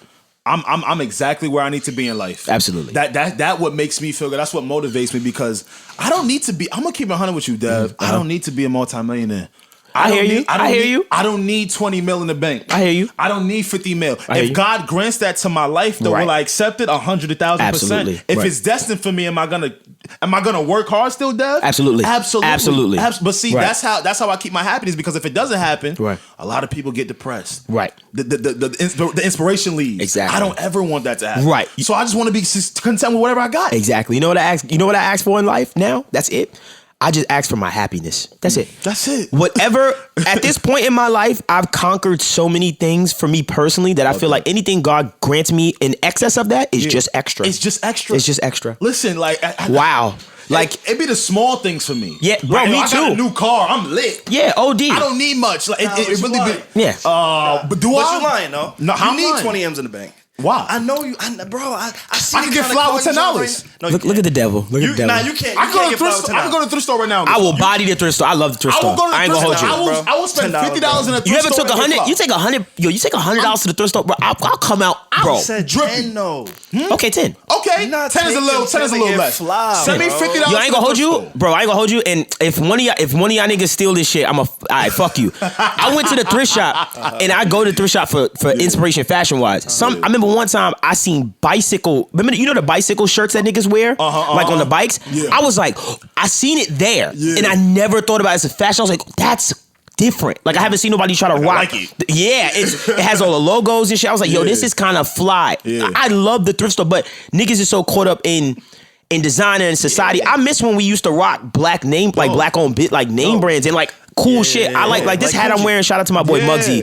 Muggsy been fly from the Bronx. Like I like wearing local niggas shit. Like I'm getting back to that. Even when like, I buy designer now, I get that shit dirty. Facts. I don't give a fuck. I got the same shit. Shit's fly. You get it dirty? Yes, because I you don't put your foot on the table. We don't have visuals today, so I just need to. My fault is for y'all. But it was for y'all. Like, what the fuck did you just do with your foot? I put it up so y'all can see. Yeah. No, it was fun. I don't give a fuck. Right. And I used to do this in high school when I was playing basketball at the time. This is when like Concord 11s was. You was the first person I knew with Yeezys. Yeah, because I worked it. You was the first person I knew with Yeezys. Oh shit, okay. When you couldn't get Yeezys, he was the first nigga he with had the Yeezys. And it was the first one too, because I worked at Adidas. Again, Right. if I didn't work at Adidas, I probably wouldn't have gave a fuck. I'm gonna be honest with you. It was so easy to get. I was like, fuck it. When I was in high school, the Concord 11s, if y'all into Jordans, y'all know what those are. White and black classics, hot tops. That was last year. No, I'm talking about when I was in high school. Yeah, but you know how Joe, don't you hate that? As an old nigga. Yo, what's up with you? What's up with this nigga? I don't know. Looking out for you. What's up with you? My fault. I gotta check on this nigga. Check mans. Check Check on my mental health. Check mans. Check on my mental health. Your mental health. At the time, kids were getting killed for these sneakers. I remember this Yes. is when niggas was camping for Jordans and Yes. shit. Yes. I made the conscious approach to go ball in those sneakers. And all these kids called me crazy. Yeah. Yo, what the fuck you doing? You don't know what you're doing. I'm like, no, I know exactly what I'm doing because all of this shit is the same. Right. Am I happy? Right. Am I good? Is my family okay? Right. So yeah, SaVon, you can send me the $50 in the thrift store. I'm gonna come out with some shit. And that's my mentality for life because that's what keeps me so even leveled. Mm-hmm. I could have a lot, be okay. I could have nothing and be okay. I'ma still eat 4 chicken wings with French fries. I'm a hustler. Yin and yang, That's a bro. I fact. see why we work, bro. That's a I fact. see why we work. He's so stupid. We were. I still don't buy. I stopped buying Jordans a long time ago because of that reason. Because when niggas started getting killed for them, I was like, oh, this isn't cool. And no shade to Michael Jordan, but I just didn't like the response. I felt like, and I'm not trying to kill Michael Jordan. No, sure, but I know what you're getting. You know at. I'm getting You at. can kill him. His sneakers be killing niggas. So. Yes, and I felt like so many kids, so many children have died for those sneakers that it's always left a bad stigma in my life. Bothered me. The Jordans in general, for me personally, bro, I haven't bought a pair since I was probably 18. Wow. And the reason why is because Well, I just never liked the dynamic it created in high school. Wow, the dynamic. Because it was like, if I didn't have the freshest Jordan, I was a bum ass He nigga. wasn't getting no bitches. Exactly. And when I had the grind, hold on, I had my Jordans. Hold on. Stop. Okay. Stop this nigga. Stop this nigga. just trying to make I sure will my open my guy was yearbook and cool. show him some things. Okay. Had to catch him. Hold on, because he was popping. Hold on. All right. you get I him, was though? president of my school. Hold on. Had to throw that out there. Come on, man. Hold on. Come I on, had some Barack. J's, but I really hated the culture that Jordans created. It was, if you didn't have the new Jordans, you was a bum ass nigga, or girls was look at you like, look at your dusty. I hated that dynamic in us as black people too. I really hated it. So, and I see niggas dying for them. Yeah. So I just, not saying boycott it, but I just said, this shit ain't for me. I don't want to be a part of that culture anymore. And I haven't bought a pair of Jordans since I was 18 years old. And it goes back to this money conversation. Whereas, like, yo, the 20 M's, I love it. But I'm cool with it without it. I just can't. Like, I never win on the sneakers app. That's why I don't have Jordan. No, nobody. I've never met anyone that does. Like the ones that just came out, the University Blues. Yeah. Like, oh my god. Now, listen. I was heartbroken. Like, Listen. I feel like I got a raise. I got an apartment. Let me treat myself and get Right. some sneakers. Right. Do you feel content in life right now? You got a raise? Like, it's just No, overall. I don't, bro. I never feel content. But are you don't. appreciative? Because this Yes, very appreciative. But you don't sound it. I'm gonna be honest. so But appreciative. you never sounded. I'm gonna be honest. When the last time you took a vacation? When the last time you went away? Not even too long ago. I went away in So my- like September. Yeah. So like you just Just me. Just me. Solo I trip. told Alex, Very I told good. Steph, I said, Solo yo, trip. I am gone. Don't hit my phone. Good. I won't hit your phone. Good. They never used to hit my phone. It was Right. always me hitting their I know. phone. I'm so sure. I was like, yo, So not I true. won't hit your this phone. nigga's a liar. I'll just leave you This nigga's a alone. liar. Right. And yeah. So and that was it. September. That's good. That's very healthy. Yeah. I just want to make sure you're doing that I just because it's want very you to good. be appreciative of this shit, bro, because you don't understand a lot of the words you put out. Sometimes they have power, But bro. you can be appreciative. No, but you and got want it. But I'm more. saying you also have That's to. fine. But you see how you say That's you want fine. more all the time? Match that with your appreciativeness. I get that. That's what I I'm respect trying to that. tell I respect that. Because you sound Basically, it's like in your success, in your moments of success, you're like, yo, this is great, but and anything But after. if I ever stop thinking like that, I don't then want you I'll to. be I want you to do it. content. I want Just you to a do moment. it in coincidence. I'm learning that. I'm be honest. I'm learning that myself. Just take a moment, bro. My studio. Just slow down. Yeah, slow down. just to My studio, for instance, I'm in that bitch. My mother's sitting there doing everything, and I'm Beautiful complaining studio, about mad Yeah. shit. Like Yeah. I'm sitting there complaining, and she's like, "Yo, just bask in this. Like I'm proud of you." And I'm just like, "Yeah." Even if basking is only 5 to 10 minutes, Right. and then going right back into your mentality. I take a week off. Like It's so important to voice it too. Take a week off. Taking a week off to do nothing is you basically showing appreciation for what you've accomplished because you taking a break and you owe that. Self-love. It could be anything. Could be worse. Bro, I'm surprised I'm here right now. Nigga, a pandemic. Like, bro, we just went through a pandemic. Still in one. We're still in one. We went through a pandemic. So much worse, bro. I don't know. I could be broke. I struggle with it, and there are moments where I do take the time to just chill. Right. But like I said, I'm of the mindset if I stop thinking, then I'll stop doing. You play video games, and I never want to stop doing. No, I want you to do play video games, right? That's a moment of appreciation for your life, that's what I do when I slow down. That's good. I'll work out or I'll play video games. That's it. That's good. In that moment, just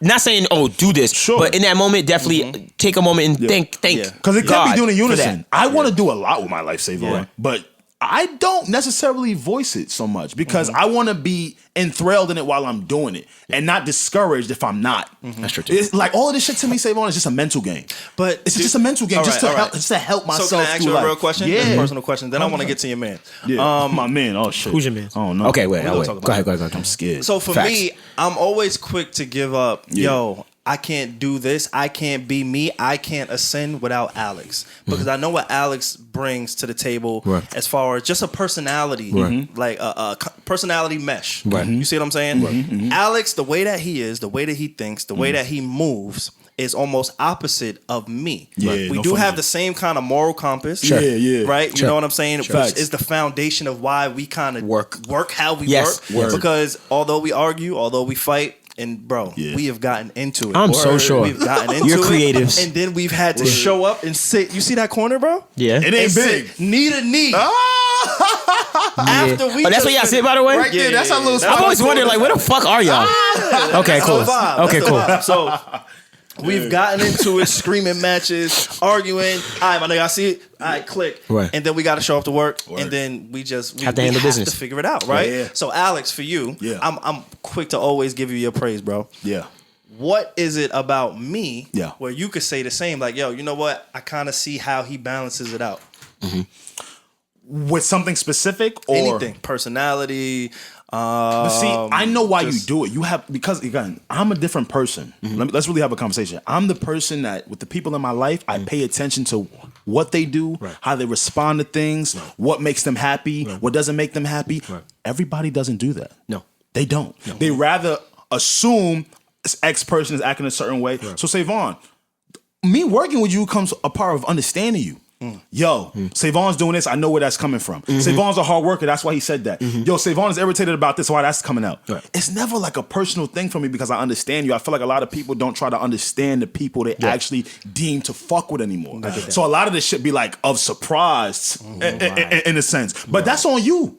To an extent, that's on you because the person you said was close is supposed to be gang. You're supposed to be knowing they triggers. You're supposed to be knowing what it is that could go left, go right.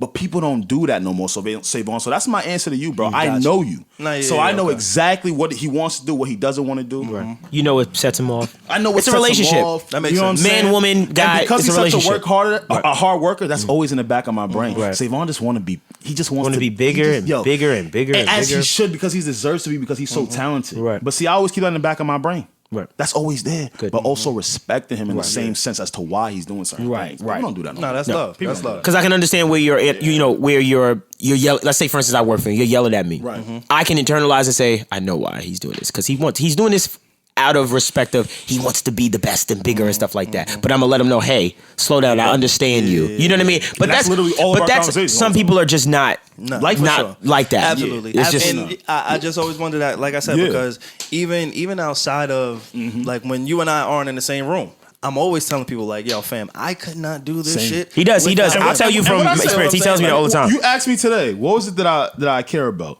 Podcasting with SaVon was on that list. He did. It's he like, did say that so to me. many things I deem to be important. Facts. And sometimes it's not as much as other people. Yeah. But this is very important to me. Right. Yeah. I get that. That's real shit. Damn, I'm a little emotional, man. Oh, come on, man. You ain't gotta cry. Cry. Ain't no cameras today. Got your ass. Ain't no cameras today. Cry. Got your ass, nigga. Cry. You lucky the camera here today. And we in Parks' residence today. So if our voices are sounding very illustrious, it ain't because it's us. Can I say something? Can I say something to that? Please say something. So I'm a fan, right? But like niggas don't understand. Like I'm a real fucking fan.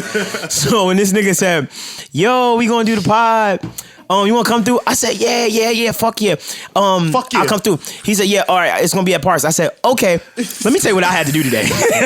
Let me tell you what I moved over. Let's hear it. Listen, I'm putting in an offer for my house, right? And I'm supposed to go see the mortgage lady. Oh my God. I hit my shorty. Homeless for I hit us. my shorty. I said, hey, I hit my shorty. He said, listen to me.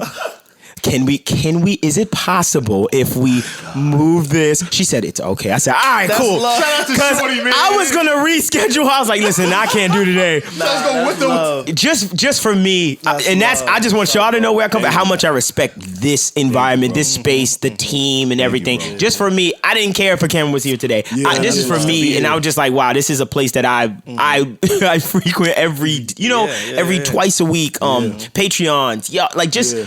It's just dope to be in the space and it's mix. just all love and in the mix of it. So I just appreciate you even inviting me and stuff like that. For Sure. So shout out to Parks. Yeah, for always definitely letting big us shout out kinda to do Parks. this on- Big on fan. a whim.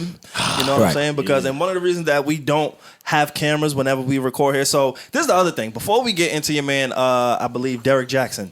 Right? I don't even know. I want to know what is this Nah, but because you that's keep your bringing him vibe. up. Who is this guy? This his vibe though. This your vibe? Nah, I don't know. because I don't Alex know. is relationship man. Alex is like advice man. Who the fuck is Derrick Jaxn? He's advice man. We're going to get into So we're gonna get into Okay. Derrick, right? Okay. But before we get into that, going back to just people not really understanding what this shit is, like, Yeah. we don't even want to kind of bother Parks to record here. It's almost like the last option that we have on the list because New York is so saturated, oversaturated with podcasts that it's hard for us to kind of keep a steady fucking studio. Right. And so us doing what we do, seeing such a vision, we know once the cameras come on and people see us at Parks' house and they see the artwork and they see the mics and they see the setup, we know what that's gonna do for the Need to Know podcast. Yes. It's gonna put us somewhere we don't really wanna want be. that. I get it. So you know what? I get it. Yeah. We're just gonna I keep fucking banging into this mic. Sure.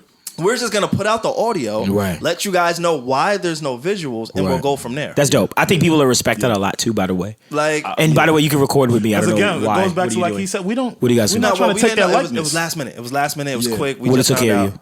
What doesn't matter. Well, it's okay of you. So you know that you have a place. If you ever need, you come to my spot and I got you. We'll take care of you. Look at for the sure. Say less, Alex, bro. look at the blessings, bro. All over, We all used to around. get locked out of the college campus and couldn't record. Yo, I Alex, came there. I was there. That's where we met you. That's a fucking Didn't even fact. have a key to get into the studio, but we I remember still coming to recording. y'all. I was like, oh yeah, they trying to figure it out.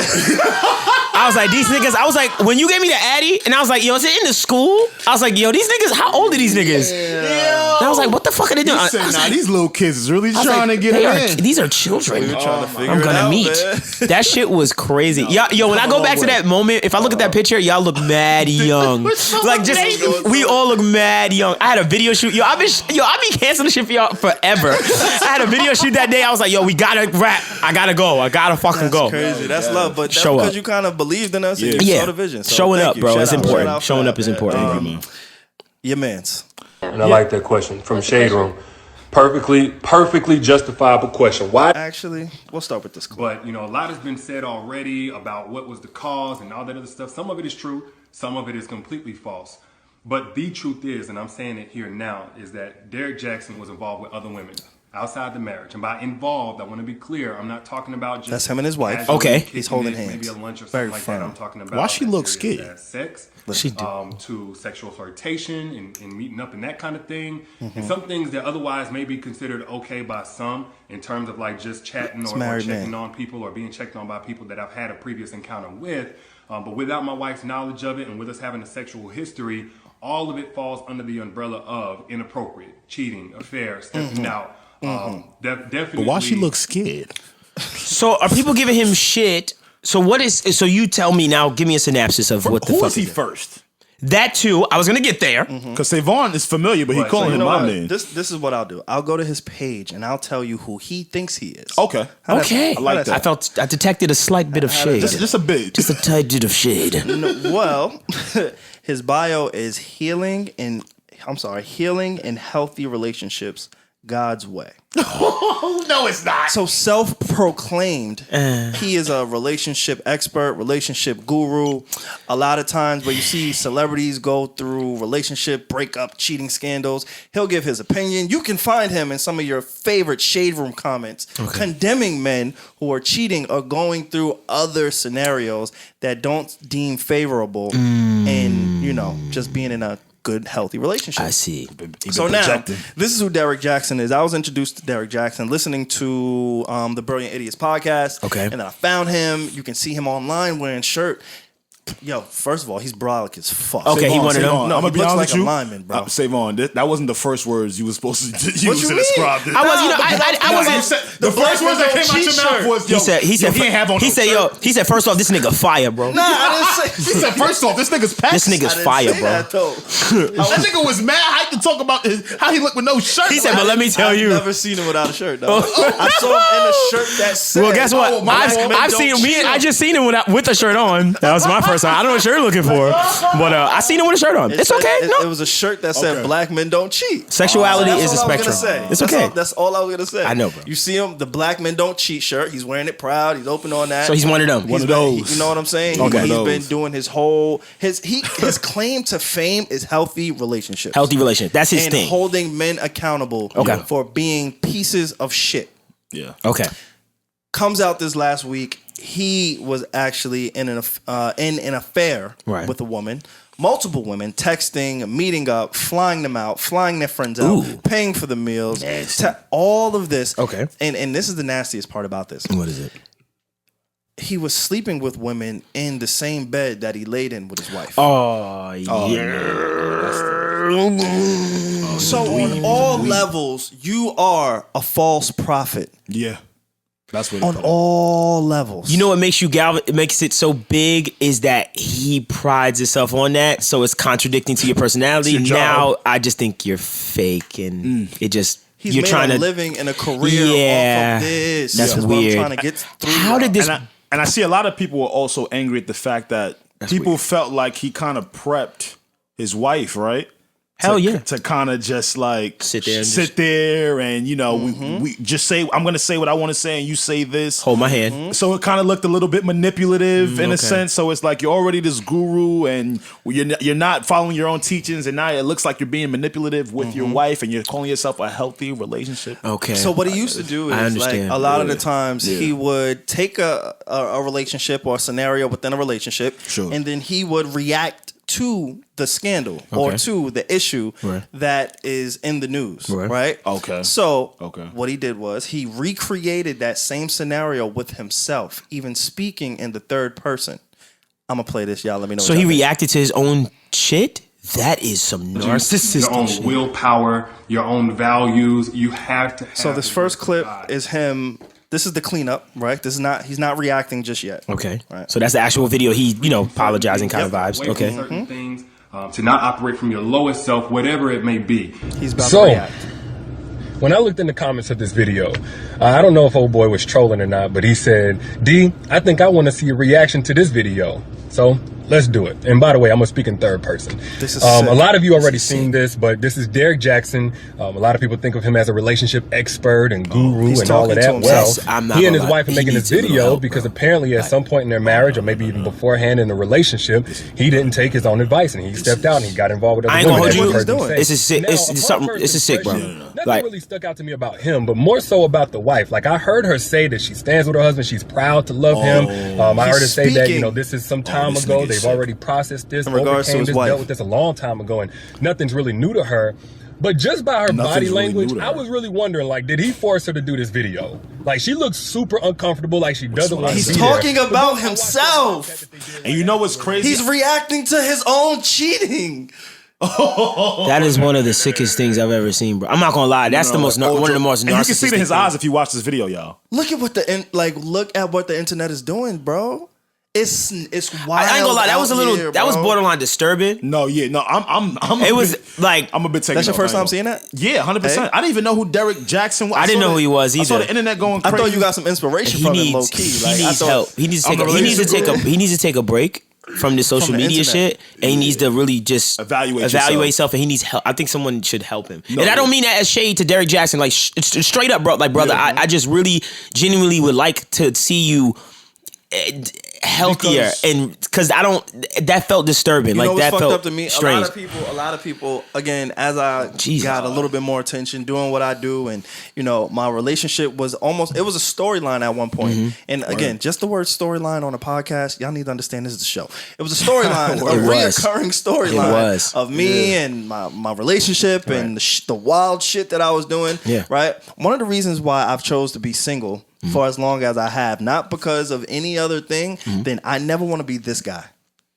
I never want to embarrass somebody to the point of now I have to explain to the world on who I am and what I was doing and how I hurt you. Like looking at his wife, fuck him. Looking at his wife, who I've never seen, and again, I don't follow this guy. Unlike Justin Bieber, I don't follow him, so I'm not too familiar. I'm not too familiar with this guy. But I've never seen his wife. I've never seen her in front of a camera. And now you got her doing videos. You bring all this attention to her. You bring her character into question. You throw egg on your wife's face because you're going out criticizing other people's relationships just for you to turn around and do exactly what you and that feels comical. I feel like it's a joke. Like him reacting to it feels like a joke. Like I feel it makes me feel like it's not. It took the seriousness out of his serious apology to me. Like for you to react to it, that's some real like yo fuck it. All right, I'm gonna react. It's very narcissistic. That's extremely. What is the point? In there's no point. You get what I'm saying? I feel like your wife. If I was his wife, I would feel something like yo why you like adding fuel to a fire. You're reacting to this. You think people aren't going to react to your reaction of this? You know what I mean? It's a joke. I wouldn't put my wife on the screen personally. I wouldn't put her face, holding my hand like this is me. I need to take accountability for this. I'll do this for you. I don't want nobody to see you. She looks distraught, bro. And guys, that shit bothered me. I ain't gonna lie. That shit really bothered me. I feel you. And if this don't tell y'all now that people really just be projecting around y'all. And to stop maybe taking things as seriously because it's really people projecting towards you, then I don't know what will. Like that is what the internet is filled with, y'all. All of these characters that we follow on social media and that believe for relationship advice, and all these meme pages, all this go-to people we think we should need to go to. A lot of the times, dog, they are projecting everything bullshit. They're not, or they are. That's true.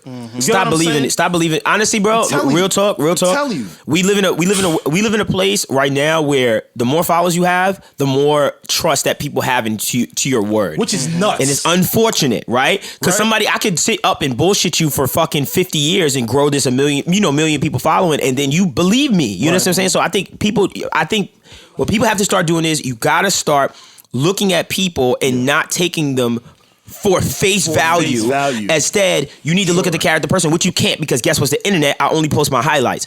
So you need to listen to people with a grain of fucking salt. Like some things I'll agree with, something I'll think for yourself. Just because it has 100,000 views and 1,000 people said word doesn't mean it's actually right. Like the side, do y'all know how like the story came out? His side chick exposed screenshots. She has receipts for money that he sent her. He's like, hey, I can send you and your girls out to Atlanta.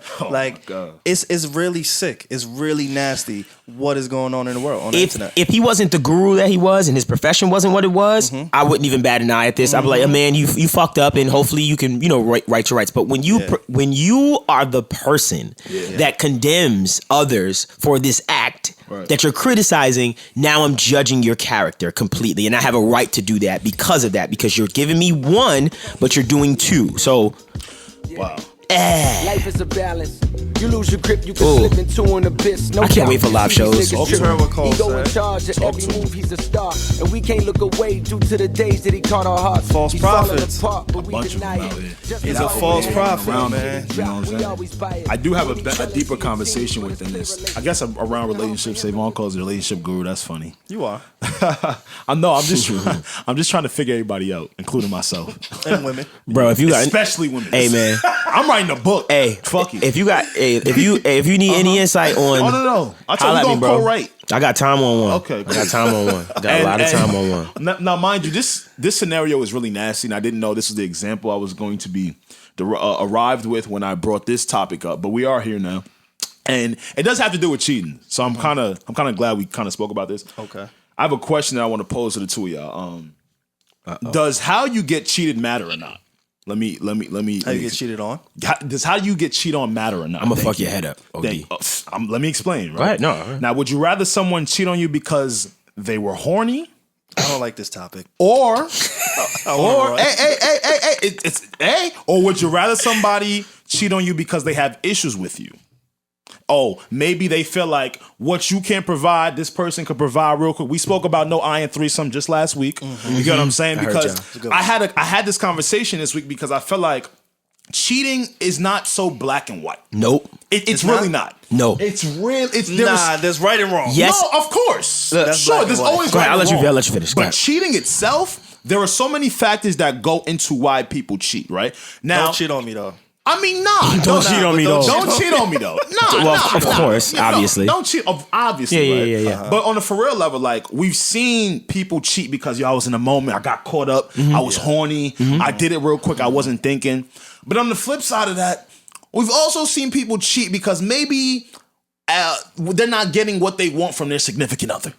Right? Which is also bad. Which made me think like, damn, I really do feel like how I got cheated would matter. I'm not even gonna lie to you. Interesting. Okay. How I got cheated on would matter. Would I rather it just be in a moment of lust, or would I rather it kind of have some emotional tie to it? Is that what you're asking? I wouldn't. Just so I can answer it. Yeah, what you say emotional tie, I said they're not receiving something from their spouse, so they're going elsewhere. Was it your fault? Right. Or was it just on their own accord? Right. That's what it kind of boils down It's to. always on your own accord. Sure. You rather it be Sure, on their own I'm saying, accord? like, I don't think if I'm the person that got cheated on, it can never be my fault. If No, I got cheated I'll get you, but more so responding like to what Dev said. But no, of course. But we spoke about no iron threesome last week, right? And we spoke about how sometimes I know iron threesome is a documentary where I listened to the podcast. Oh, you listen to the podcast? Yes, I Dev? listened I don't to got it. it. It's okay. No, just a disrespect. No, it's okay. I just said I'm a fan. Two strikes, and we're out. That's You never fine. come That's in. fine. Yeah, we got What one the more. fuck? We got Nigga one said no more. iron threes. I was like, I heard this episode already. Sorry, bro. I was there. Sorry, But yeah, like real fan. like just thinking about like getting cheated on because hey, maybe you are happy with me and someone else, right? Maybe I'm not providing something for you. I but would rather get cheated on for that reason. see. Don't just cheat because you horny. So though. this is a Because conversation. now my ego's all fucked up. Like, damn. So it was just a physical thing that you cheated on me for? Get you. It was just because you saw that And said, that's what I'm you gonna like? fuck that. Yeah. Oh, so now you don't understand need where that. women be coming from. Oh shit. What? Huh? Wait. Hold on, that was dark. Hold on, I got mad dark. Hold on, it's mad dark inside. Hold on, the lights went out. Hold on, y'all. What lights went out? Hold on, we trying to get the lights back. Power went out. Hold on. Everybody brain said, what? But you see what I'm saying? And it brought me to man and woman dynamic. Yeah. With cheating. Hey, can I tell you? Please. In my perspective, Yes. let me tell you something. If my significant other has cheated on me or is cheating on me, I don't want to know. Me either. Let me tell you why. Cover that shit up, man. I'm old enough at this age that I am now, and at this point in my life, and that all the women I've laid with, been in relationship with, I've learned that if I look for it, I will find it. And I've decided as a man to say, does this person provide everything that I want in a partner as a woman, as a female, as a mother? Do I see us building together? Do you have a career? All the things that I see in the woman, she has. So for me, cheating isn't a deal breaker. And for me, I'm talking about for me. I don't think it's for me either. I'm gonna be honest. It's not a deal breaker for me. Hold on. You gotta let me finish. You gotta let me finish. You gotta let me finish. You gotta let me finish. You gotta go. You gotta let me finish. Talking about That might be the When one. you get to a point, hey, because guess what? We're all fucking human. Exactly. So how do I go about my life as far as relationships? I am not looking for it. Do not embarrass me. Do not blatantly do things that are fucked up. Right. And I'm cool. And I'm straight. Don't let me fucking find out. Because if I find out, then we got a problem. Okay. But if I don't find out and you did A, B, C, and stuff like that, Now, if it was, But then you didn't really get cheated on if you never find out. that's you damn right. Like if- and like I if can it live was- with that But reality. the question was, how would you rather get cheated on? yeah, exactly. So I'm saying I would that. how would I rather? Honestly, out of horniness or out of like, yo, you're not providing something. I still Right. fuck with you, Right. but I'm getting this from Xware. Right. Because what you just Right. said is every man's dream. Yo, if you're gonna go fuck a nigga, please just don't ever let me find out. Just don't let me find out. But the question Dead was, ass. how would you? Out of how would I horniness? like to be cheated How on? would you like How would to I? be cheated? How do I You know prefer what? my That's a better cheating? question. What be would cheated make on. you want to continue a relationship more?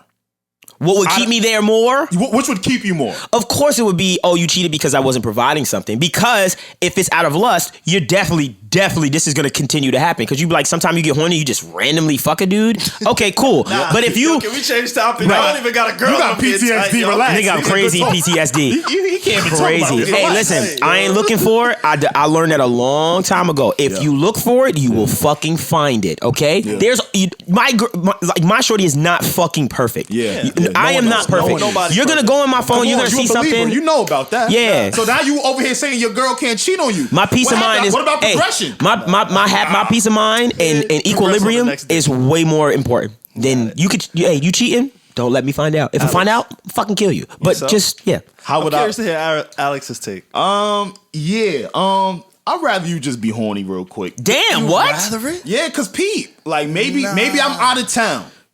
Let's keep it 100. So like stay in town. We are people, but we are Take a just with you. don't leave. Listen, no. Yeah, but come on, I got to. Wait, I'm really blown away by that. You would rather her just be in a moment of lust? Yes, because now if it was a moment of lust, bro, okay, you was really horny in that moment. She gonna get lusty mad times. Okay, and she can have issues with me mad times.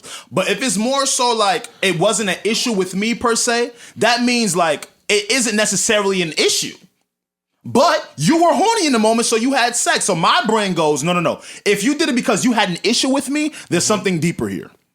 Because there's something deeper here, I'm kind of afraid as to what the next steps are. But if you did out of you was horny, how many times we be horny? We did some shit we didn't. How many bodies you taking to the grave? Don't name the number. Just think it. That's a fact. That's my point in that. That's a fact. Niggas all looked up. I want to let everybody know that's not seen the visual. We all looked up in the sky. We looked in the sky like hell no. I ain't bringing them names up. I looked at the clock like Parks. Edit. Cut this shit out. Turn the fucking mic off. It's true. No, but I get it. I think for me, no guy wants to ever admit or think about their girl cheating. Of course not. It will hurt. Until it happens. It And will. that's why I'm being real. It hurts. Until It it will happens. hurt. I'm That not shit sitting hurt here me, like, yo, bro. I'm tough. You cheated. Oh, it's all good. No, I'm gonna be fucking hurt. That's why I don't want to fucking know. Because I don't want to say I can't handle it, but I don't want to deal with it. No, I can't handle it. Right. Can't Okay. handle it. Like for real. Okay. It's certain things Even if that it was just I out of would horniness. avoid in my life. Question. Another reason as to why I'm like, yo, fam, a relationship's so tough for me because I fucking crumble when heartbreak enters the picture. I can't be me. So I can't move. So my question to you is: do you think that you'll ever find a female that you will paramountly trust to never ever cheat on you? 1,000%. You think that's possible? 1,000%. You will find that person. Good luck. 1,000%. Okay, and that's okay. And that's no. I've just made a decision in my brain to say that is to believe in people that much is to not believe that they're human. I'm talking about from my perspective. So for me, it's just like, how can I protect myself from ever falling into 30 years down the line? We got kids, blah blah blah, all this stuff. Relationship if you're not gonna cheat, like. I just rather not. I'd rather not know. So That's the easy thing to say. It is easy. Everybody's gonna do that. Yeah. But if you I'm then speaking on you a for just real gotta people go. level Like right now now. it's just time to go. I'm gonna Now put it it's like time this. to kind of part I'm gonna put it like in this, my head, SaVon. like again, and I understand it may sound immature, it may sound childish. Everybody cheats. Everybody goes through things. Yes, I get it.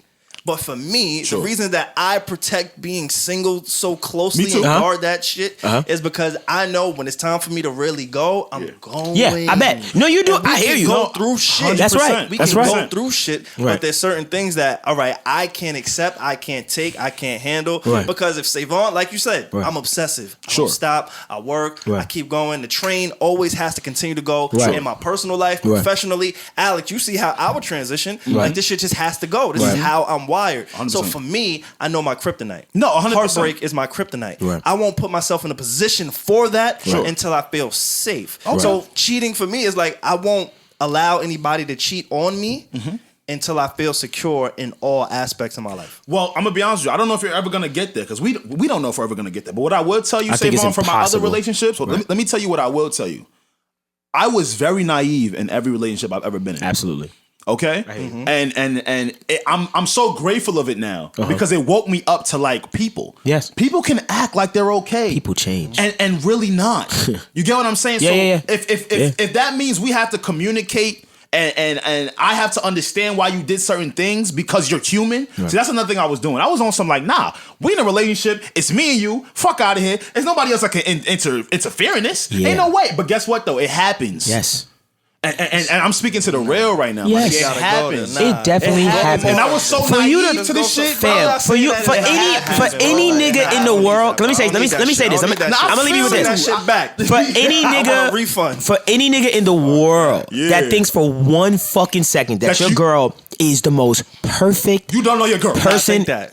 and Fellas, You that can think it all you keep the want, and dream you gonna be naive as you fuck. ladies know ladies laughing right now like yo. They're weak right now. Listen, I'm on to y'all. It is impossible, and I'm not saying we're perfect either. We're definitely not perfect. But We're it's definitely. niggas like Devvon who sing and dance Devvon ain't perfect. and do all this I ain't perfect. beautiful, amazing shit Devvon that ain't make women perfect. feel like that. Though. Devvon ain't I ain't perfect. But perfect. you being empowering these women, like, bro, stop What? singing, nigga. Like, stop making love songs. Nigga, stop doing making this. love What the fuck is songs. Stop making music. Hey, It's listen, your nigga, fault, pay the bro. bills. And partially, I gotta blame you and your peers. And Nigga said partially. I gotta blame you. Yeah, man. I it is feel what it like is. sometimes men are really naive. I don't want- And I'm- exactly. And I'm here to tell y'all, your girl is smarter than you. Yes, and I'll I'm give you taking that. my I'm stance, telling and that's y'all why I'm right taking now. my stance. I'm taking my stance with Yep. being emotionally detached from. You know Yeah, what? yeah. I'm not gonna look for it. Beautiful. Because guess what? Beautiful. I know no one's perfect. Yeah. Yes, I trust you Yeah. with my life, but no one's fucking perfect. Yeah. I'm sure there's something. Everybody's lusty. Everybody Everybody's has a vagina and a penis. Like You know, and to be naive to only think that because you think you secure in your girl, Right. she might not feel a way. That's in a moment narcissistic with shit. That's very narcissistic. That's Nah, narcissistic. not narcissistic. Yes, it is. Yes, it is. To say that Yes, I'm it is. secure is narcissistic. No, not No. Not To say that won't happen. Say it would never. To say Will it can never happen Can is never. It's pure narcissism. Nah. Because that's not Okay, impossible. So you think you that ill? Exactly. That She's that ill. Nah, I don't work like that. Yo. You see, that nigga said no. She's a queen. Fuck you Nigga, talking look at about? nigga there. Look at My her. queen is that ill. She's nigga. a queen. She ain't even built like that. I don't put Like, nothing hoes, past hoes. no human Nobody being no more. on this earth. No I don't more. want to be surprised. I don't Neither. I don't want no person to surprise Devvon. me. You ain't trying to Derrick Jaxn nobody. Hey, You ain't trying to Derrick Jaxn. I get hey, it. I get it. reacting bro. to the I reaction get it. is legendary I get it. shit. I get it. I get A lot it. of these Before we niggas get think they serious, secure do in we their got relationship. anything else? Because last week we didn't really get to speak on Stop Asian Hate. Yeah. You know, again, it is the Need to Know podcast. We got an array of different conversations that we like to speak about. And we don't get too newsy, but whenever it comes to just world news and domestic terrorism and people losing their lives in such tragic ways, especially when it's a targeted group like Asian hate. Yeah. You know, I feel like we're responsible to at least speak on it. Sure. And just highlight it, because we know Alex was on the protest. Alex was on the front line. I've seen him. Like, I've donated a lot of money to a lot of different organizations. Like, we know what it's like to be targeted. Right. And so now the Asian community feels targeted. And I've heard on other podcasts, I've heard in my personal life, people say, oh my God, those Asian community, they don't give a fuck about the black community and this and that. It's not the time. But that Yeah. it's not the time. It's not time for And if that. everybody thought like that, again, we'll never have progression. Exactly. I am just a man of fucking. I think so. I try to be that guy. Just to like, fam. Just because that community didn't step up, or you don't think they, I'm not gonna up, shit on you and say, I'm oh, not. yeah. time for I that. can't Yeah, sit here. I'm not and gonna be do like, that. I'm That's not not even my gonna body. use whatever voice we have Right. to propel a message because I didn't see it. If it's fucked up, it's fucked up. Right. It goes back Bad to is what bad. Devvon said about cheating. Like, if you're not looking for it, you're not going to find it. Yeah. If you're not looking for a certain community to say, hey, Black Lives Matter, you probably won't see it. You're not gonna see it. Because you're in your filter bubble of just seeing black people that say it, or just seeing the people that support the movement on your algorithm say it. Right. So we want to just highlight that. It's nasty. It's horrific. I had spoke on the Joe Budden podcast, and I said the guy who murdered the people in Atlanta. Yeah. I said that you gotta just control your horny, because there was a report that he was a sex addict. We all know that some of the spas have these happy endings and all that other stuff. Allegedly. Who knows? Allegedly. Allegedly. I mean, some places they do. Allegedly. We know that we've heard this culture. We've heard of this we culture. heard of that culture, Of and course. I'm not No, of putting course. it on those women, those No, victims, no, and I'm not no, putting no, it no, on yeah. that establishment. But I can use some kind of nuance to the story and say maybe that was his expectation. Maybe he just felt like he needed whatever he needed. Right. I misspoke on that part, and I wish people would have killed me for saying that.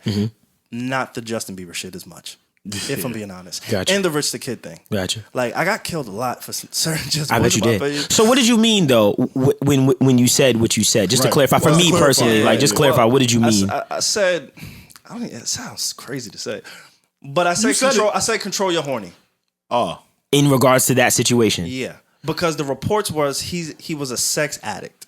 Okay. And when you put a sex addict in a massage I don't like the parlor, reports. I'm sorry. I don't like the reports. Sometimes they be trying to skew the narrative of something. 1,000%. 1,000%. Have they? But I misspoke when I said that. And so that's the only thing that that's the one thing I will take back because it can be insensitive to the victim. Sure. Like, I don't know. I wasn't in Atlanta. I'm not familiar with that call. I don't know. Right. I'm glad you're taking accountability for saying that and stuff like that. So I respect that. So, but I hear you. Okay. And also Boulder, Colorado. Supermarket, right? Yeah, the supermarket. Both 21 years old, these shooters, right? Mm-hmm. It is the 7th mass shooting. What is up with that, man? Within the last week. Right.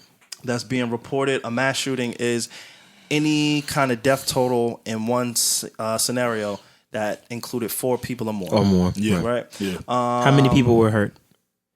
I don't have that number in front of me, but we can look that up. I do want to just play this clip really quick because I thought it was super profound by somebody who is, he's a pundit. He's somebody that I do want to hear from in trying times like this. Okay. Do you guys remember what life was like before COVID? I do. It's a mass shooting every week. Anyone remember that? Thank God for COVID. Some had to lock these murderous whites up, keep them in the house. And for that reason, 10 were killed in the supermarket, by the way. Okay, cool. Appreciate that. Screen. For that reason I'm alone, a screen. You are a screen. I hate cancel culture. Why so? Because exactly what he just said, you should be able to say. Because there He's being is some killed for truth that? to it. No, this is old. Oh, But he did get a little bit of backlash when this clip came out a while ago. So let me get this right. He said this a while ago. Yep, on And Saturday Night Live. And it's resurfacing because of what has happened now. Mm-hmm. Okay. Yeah. Right. It's truth to it. That's all. Did he lie? No, not a lie in sight. It was happening. That was happening a lot. And it's crazy how now, a year into a pandemic, people are gradually starting to open things up, right? Right. And the mass shootings are back. Absolutely. When things are starting to open up again. I just see a trend. This is, to comment on one thing at a time, comedy is so nuanced. Yeah. Yeah. That sometimes people just listen to the surface and don't understand. I know that he's not truly saying thank God for COVID, right? Of course not. Can somebody with a brain, we honestly know that? Listen to podcasts. I don't know if they have brains. Or they want to use it. I don't know if they want to use it. They just want to be sometimes. Sometimes I know what he mean. I know what he means. Like, I understand what he's saying and stuff like that. Yeah. But it is scary. I'm not gonna lie. It is really scary to hear that and put that into my perspective now. Because I'm like, oh my God, you're right. Like the Vegas thing, Ariana Grande's show. Like, there was a lot of stuff going on. Like just these like really domestic terrorist attacks, which we need to start fucking saying. Call it what it is. Stop saying. Yo, when he gave him the excuse of, what the police chief gave him the excuse of, what did he say with in Georgia, that he had a bad day? I think he was just having a bad day. And I said, wow, like a bad day. Like, we're gonna give him that. Like, you gonna give? That's what you gonna say, right? You're gonna give him that excuse of he was having a bad day. Sick out here, what the fuck? If I was having a bad day, that's not something I do on my bad day. Yeah. Like. Yeah, fuck is on wrong a bad with day, I'm not pulling out a gun and I'm not using it. And on a bad day, I'm not harming others. You see what I'm saying? Yes. On a bad day, you kind of just got to go back into the lab and figure it out. That's go right. to sleep. Go to sleep, my right. main thing is go to sleep. Like, I am quick to just take a nice shot of NyQuil. Like, that is my go-to. That was dark. If needed. Whoa, but whoa, that's whoa. just to go to sleep. Check on this nigga. But that's to go to sleep. Check on this nigga. Nothing else works. Right. A supplement. Nigga said, nah, I go right for the NyQuil, the fake lean. You know he drinking, because you know he got hookah. Check, make sure you good. It does the job, bro. It does the job. Go to sleep. Yes, I'm glad you wake up. Have to go to sleep. Right. And so, when you have a bad day, like, just go to sleep, bro. Don't take that shit out on others, man. Absolutely so not. I just want to send out prayers, condolences. And I really hope that. this don't go the way the rest of these shootings have gone, where these people don't get the justice that's deserved to their families, you know. But we will see. You know what scares me the most about it? See. Yeah. These shootings inspires others. It's fucked up, but it's true. It inspires others. In a sick way, because I've never thought about that, but in some kind of sick way, I believe you. Yeah, it inspires others. That's true. And there's if no one can see a civil war in our future somehow, some way, then you're out of your fucking mind. Well, Joe Biden apparently has urged gun control. I'll find the actual report, but that's civil war. Finally, we have a president who is saying, "Hey, something is off here on a federal level." Yeah, let's do this on a federal level, state to state, not just all these states have their rules on guns and why this guy could get an AR-15, right? Like he playing Call of Duty. This shit is nuts out here, bro. That's a dangerous fight. But you know what's crazy though, D? Because we spoke about this on this podcast too in New York. I'm not saying men and women don't have weapons out here. Oh yeah, right. Mm-hmm. But the automatic weapons that some of these people are getting down south, etc. I'm not gonna hold you. I never understood why those were illegal. Like the fucking. You ever shot an AR-15? I've not. Dog, my nigga, I went to the gun range and they said you want to shoot an AR-15. I said yeah, of course. Kick your ass back, fam. I was like, why would you have this in the like? Who are you fighting? Yeah. Throwing it to burst mode and shit. I was like, this is why? Yeah, no, it's like that. What? Oh yeah. Well, you heard how Mel Gibson referred to us. What'd you say earlier? I'm just saying. If that's how if that's what they think that's what's gonna attack them, you might want to have the AR-15. If you're looking at 4 black men as a pack of what? Because a pack of anything is like a pack of wolves. You know what I'm saying? It's like a pack of anything, fam. If that's how you view us, you might want to have an AR-15. Like I don't agree, but I can kind of see like, fam. No, you can see. But bro, he called us a pack. Oh, I know what he called. You just keep saying it. Nah, I didn't say I still haven't. He calls a pack. He goes a pack. Yeah, I still haven't watched The Passion of the Christ. Like I'm not watching. So I don't support Mel Gibson. He does, but Braveheart was fire though. He calls for an assault weapons ban and a wave of other gun control measures, which adds to a daunting new policy that challenges progressive agenda that is already shaping up as the most ambitious by a Democratic president for decades. So that's reported on CNN. I do think it's time to have that kind of conversation, unless you're protecting the country. Right. You know what I'm saying? Right. I don't really think an AR-15 is necessary.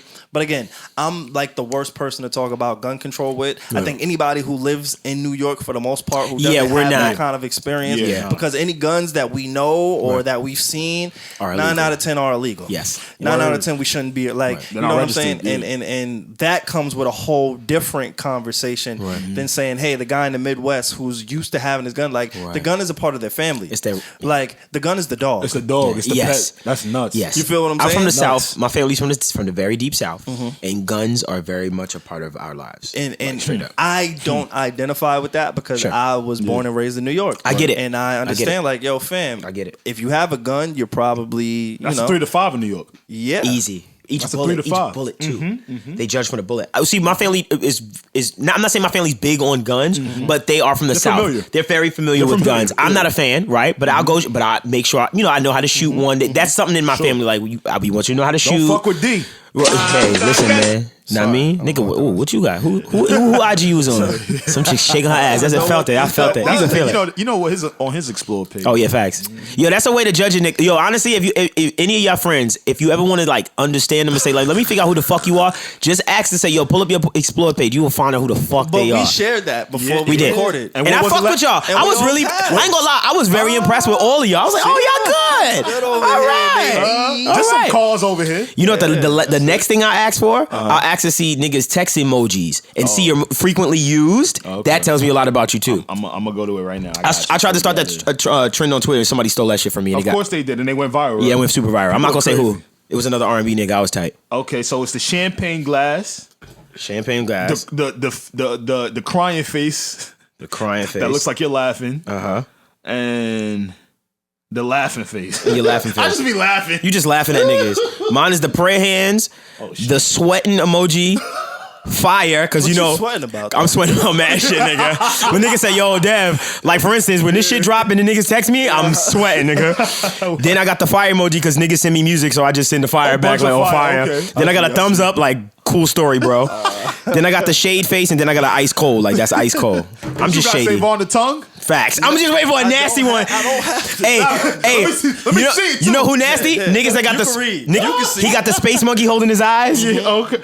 Nah, I got a good one. Okay, he got the toxic symbol. I never even seen it. I didn't even know there was a symbol. Nah, because sometimes you got to get rid of He got the sunshine, meaning he texting these bitches good morning. Okay. Nah, sometimes it's just a little shade in the morning. I see a money bag. Money bag. And you see that emoji at the top in the middle, the one that's like side, like, oh my God. That's when the chick send you the nude and you like, oh my God. You know what I'm saying? The one in the top middle. With top middle. That's you, bro. Yeah, that's Top it. middle? Yeah, Top middle. That's your vibe. Nah, that Yeah, that's your vibe. You know what I'm talking I about. think that I am. We bro. know Like, who you are. We think you're SaVon. That's it, man. That's it. Yo, I don't know if I have anything else. I man. do. I got one more thing for we All get right, out of let's here. do it. It's nothing Say long. less. I just was on the gram this past week, and it's spring break time again. So I got a few rules for y'all out there. Let's go for the my old. God. Yo, SaVon, what's up? Bro, What's I up? You don't know trying why to make this- some Some shit got his attention, Yeah, bro. trying to I make don't some know. beats. I don't Somebody know got what his that is. attention, bro. Somebody. I thought I would be a little bit more professional than this. but- Nigga playing up. But here's some quick spring road breaks. If you are out of school, guess what? Stop going to spring break. Hey, I'm gonna say it again. If you are out of school, get the fuck out of spring break. True. I don't give a fuck where you are. I don't give a fuck if it's Miami. I don't give a fuck if it's Costa Rica. I don't give a fuck if it's Puerto Rico. Leave them kids alone. That's Let a it fact. go. That's a fact. Go live your life. That's a fact. Go focus on what you're doing next. That's a fact. That niggas is losing. So what is supposed to do? Go live it All somewhere right, else. it got to be an age limit because at 22, gotta- at 22, right? 23. Yeah, that's a come good on, question. You know what I'm saying? At And that's what I was 23, about to if it's spring break, I still might want to touch the streets. And mind you, now, if you're So I can't- but see, if you're in school though, right? Okay. If you're in school, 24, 25 years old, maybe Okay. you got an extended program for your doctorates, etc. Right. Oh, that shit is cool. You're in school. Right. Leave them kids alone for spring break, man. Let them have that fun. What's the age limit? The age limit for spring break for me, this is just an Alex thing. It's what? I feel like after 25. You should not be thinking about you shouldn't be in your state thinking, Right. oh my God, we're gonna go to Miami spring break when you're out of school and about to be 30. Like I that's never nuts. thought about that. Like, yo, what are they doing? Like y'all never are trying thought to about combine yourself with the 18-year-olds and no. That is a little funny. Let it go. I don't know what's wrong. Like these dudes will plan trips around spring break. Like, yo, you're almost 30. That is something to think Go about. plan a trip to Aruba with the fellas with your girl. I never thought about that. It's kind of like the porn titles Everybody nowadays. don't got Aruba money though, dog. Okay, then figure it out. So It's then sorta- maybe Miami's like a quick, nice, affordable way to And just there's gonna go be a bunch of away. teenage And- girls. And then a lot of people, like the first time I went to Miami, I thought I was in a different country. Yeah. Like, Yes. I've never seen palm trees. I've Yeah. never Yeah. seen clear water. Like Yeah. I knew, Oh. oh shit, there might be a shark in that water. Like I was super naive. So just don't let's go not. just don't go spring break. Just don't go that week is what Just you're don't saying. go So it's that the week. week. So It's the not week about the before, week. It's not about after. the It's not about It's the place. It's the week. Let them have. That's for the kids. Got it. All right. Can I say one thing too? Yeah, go on ahead, top go of that, crazy. you may just put me in a different space Yeah. in a different bag. Yeah. I think you're kind of right with that. It's kind of funny, yeah. and I don't like what porn is doing right now. I know that's so left, but listen to me. I don't like here. what porn. When I go on porn, yes, I watch porn. I don't give a fuck what nobody We says. all do. I don't like the titles. Like the titles have been getting really weird for me. Wow. When I see words like barely legal, teen, Hey. I'm about to fuck I be your head like, up. I You don't ready? need like You ready? fam. Yeah. I'm about to fuck your head up. What? We can end on this. If you got something, just let me know. Okay. Do you remember when we were going to parties and the age limit was 18 for girls and 21 Yo, that for guys? is mad. That is so suspect. That It is a used to real be thing. 18 for girls. And 21 for dudes. Just all this That shit I is just some started- predatory shit that we was doing. Now, mind you, 18 is legal, not sure, we. right? Well, we accepted. We it. accepted Yeah, that. because That was that's the what thing. the code Nobody did. walked Nobody up to the questioned fucking it. bartender and said, No. "Yo, fam, like, what is this? Oh my Who's God. running this establishment?" 18 for women and 21 for guys. We from New York. I would That was never the forget thing. No. It was I a remember. thing. Yeah. That's nasty. Why 18-year-old boys can't pull up to be with their peers? I don't know, be man. with their peers. I don't know, man. Just stop going to spring break for them kids, man. Oh I'm not my mad at God. that. No funny I'm not shit. mad at that. You destroyed Hey, my it sound like you childhood. hating, bro. It sound like you wanted to be out there. Nah, I didn't want to be out there. Getting your You know what it was? I D-Jacks seen on. the Ain't you- little you homies of out age. there. You of age. I'm well of age. Whoa. Nigga said, stop, fam. I'm well, I can go. It's coming up. Right. Nigga said, I'm here, nigga. Damn, I'm out the game. I ain't gonna lie, that hurt. I was like, damn, I can't do that. I'm the old nigga? Yeah. I'm the old nigga Might there? have transition. We here, Wow, bro. we I here. can't do it Nigga said either. we here, I bro. can't do it. I Nigga saw my- cracked the 40. We Both here. of my brothers went out there. Yeah. Both my younger brothers, Went they to spring touched the break. street. They went to spring break. Damn. And I was Love that for like, them. damn, man, I miss the days when I could just go out there and like live. But live you a see, I little love how it's become nostalgic to you, like spring break. Yeah. like it's supposed to be a nostalgic thing. I never It shouldn't did be shit. something you continuously go Right, well right, into right. your 30s and 40s. Yeah, that's crazy. I never did shit spring break. I was working like a dickhead. We know. Yeah. I'm not mad I at was that. fucked bro. up. I'm cool. I'm not. I mad gave at up my that. 20s. I ain't gonna lie to you. bro. Anything that you want to get off next week, we'll probably get back to normal scheduled programming. Meaning, not talking about the Joe Budden Podcast. But again, anybody who's new to the podcast, man, we appreciate y'all for checking out. Thank y'all for coming over from the podcast. If you heard me, yo, Alex, there was like a because I'm in these Reddit streets a little bit. Oh, word? And I saw somebody mention, yo, where was Screamer in this episode? Like, oh shit. So people was looking for you too. You Shout really out to y'all, killed man. it. And shout out to all the real ones, yeah. For sure. So make sure y'all subscribe, comment, do all that good stuff while we're here. I will, since we do have like a super engineer. Hopefully he can send us both tracks. We normally don't play music at the end of our podcast, but again, whenever I'm around a friend, an artist, I always tell him the songs that I love of his, yeah, and we have to kind of share it with our audience. That means a lot. That means a lot. This was not planned. This is a surprise to me too. To be honest with y'all, this is not. I didn't go, nigga. If I'm gonna be there, you got to do this, nigga. Because I know niggas. I'm like, wow, they set that up. That's corny. This is. Thank you very much, man. I appreciate you. I ain't gonna lie. Can I be in a moment of transparency? Please do. A very big moment. I never was gonna tell you this, but there was the episode that y'all was wrapping up and y'all was talking about the music y'all liked this year. Yeah. When y'all mentioned me and played my song, I cried. See that?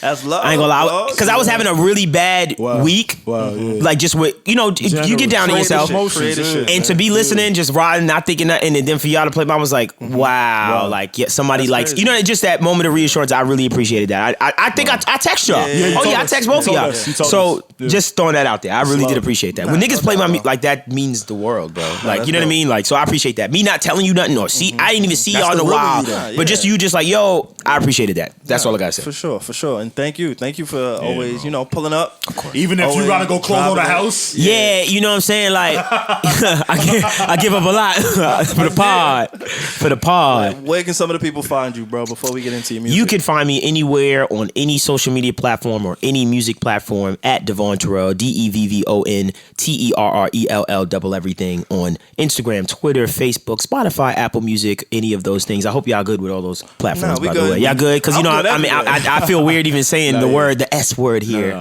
We good. We still on Spotify. He said, I know. Every time I be like, every week we still on Spotify. And you got to plug in your producer page. Let me tell you something. I started beat making in the quarantine. I've been going to Devon's page to reference himself, to help me with music making. Big facts. He does like these tutorials on how to make certain beats and how to do things within the beat. So go check that out. What's it called? Yeah, for sure. It's at Help Me Devvon. It's just a new platform I've created, and it's growing really fast. Yeah. We're at about 117,000 subscribers on YouTube now. We were at 100,000 at the top of it's such a new platform and it's growing. And I'm really excited about it, and it's really good. Low key turning into something that I never thought it would be. So yeah, I appreciate that. I literally meet people in the street that say, "Yo, I know you from Help Me Devvon." I'm like, that's weird. Like that's a new lane for you. Yeah, it's a whole new thing, and we're opening up a studio as well. I hope that's okay to say. Please do. It's HMD Studios. It's a facility that's for podcasting, recording, audio, events, all kinds of stuff. You can go to thehmdstudio.com and you can check it out. It'll be open in about 2 to 3 weeks from this date of this podcast, which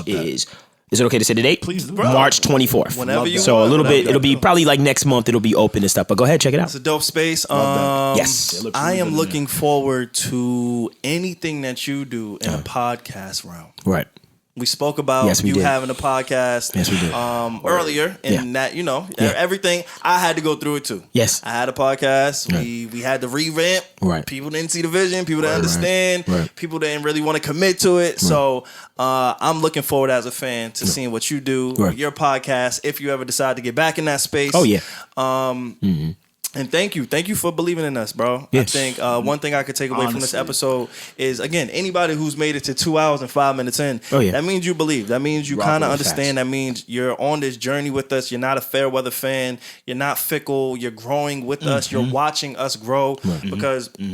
Again, it's amazing to be a part of two different worlds, to be a part of the biggest thing in the world and to be a part of something that's growing. Yeah. You know what I'm saying? And the thing that's growing is the thing that we own, is the thing that we've created, is the thing that we've invested in. Right. So to have all of these moving parts, whenever somebody asks me, yo, how you doing? I said, man, I'm just trying to manage all these moving parts. Right. One thing at a time. That's all I'm trying to do. I'm trying to manage all these moving parts. So anybody who's rocked with us to this point and anybody who's new to rocking with us, we do have an amazing amount of things coming your way. Sure. The journey, it doesn't stop or begin here. And it's just a stepping stone. Just like Hov said at the top of this episode, man, we just putting up shots. We put up shots. Practicing, baby. And seeing what hits, baby. That's so true, bro. You love us, you hate us, you hate my take, you love my take, you hate how Alex's take. Fine. Like, That's fine. we are only putting up shots because this is practice for us. And it's crazy to say that, yo, I'm on the biggest music podcast in the world and it's just practice. Yes. Word. I need y'all to understand that's how much I believe in me and Alex. Word. And anybody who's rocking with us. Absolutely. It's just practice right now. That's all it is, baby. So again, thank y'all for rocking with us. This is Taking Pictures of You by our guy, my shit. Devvon Terrell. Volume 2, Deja Vu. Let's get into it. Yes, sir.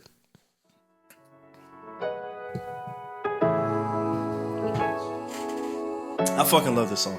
That shit is stupid. You know, remember I played this? Yeah. 2 years ago. You put it in my head too. Because you know I have much practice. You put it in my head. I was like, okay, go back to this. Girl, I like your energy. You on a gram, steady flexing to your enemies. Yeah, you be throwing subs, girl, you wild petty. The question we all wanna know is who with you. Catching your angles look so official. It's probably some dude that you're hiding. You stay up on some island. I don't see your friends, so I know I'm not wildin'. Probably just some dude that bought your plane ticket. Always buy you dinner and he lame with it. Think he getting closer, but that's not the case. You only go on tender for a meal and a vacay. Facts, did you get all that? I get all this info from your IG. Still got many questions, what do I do?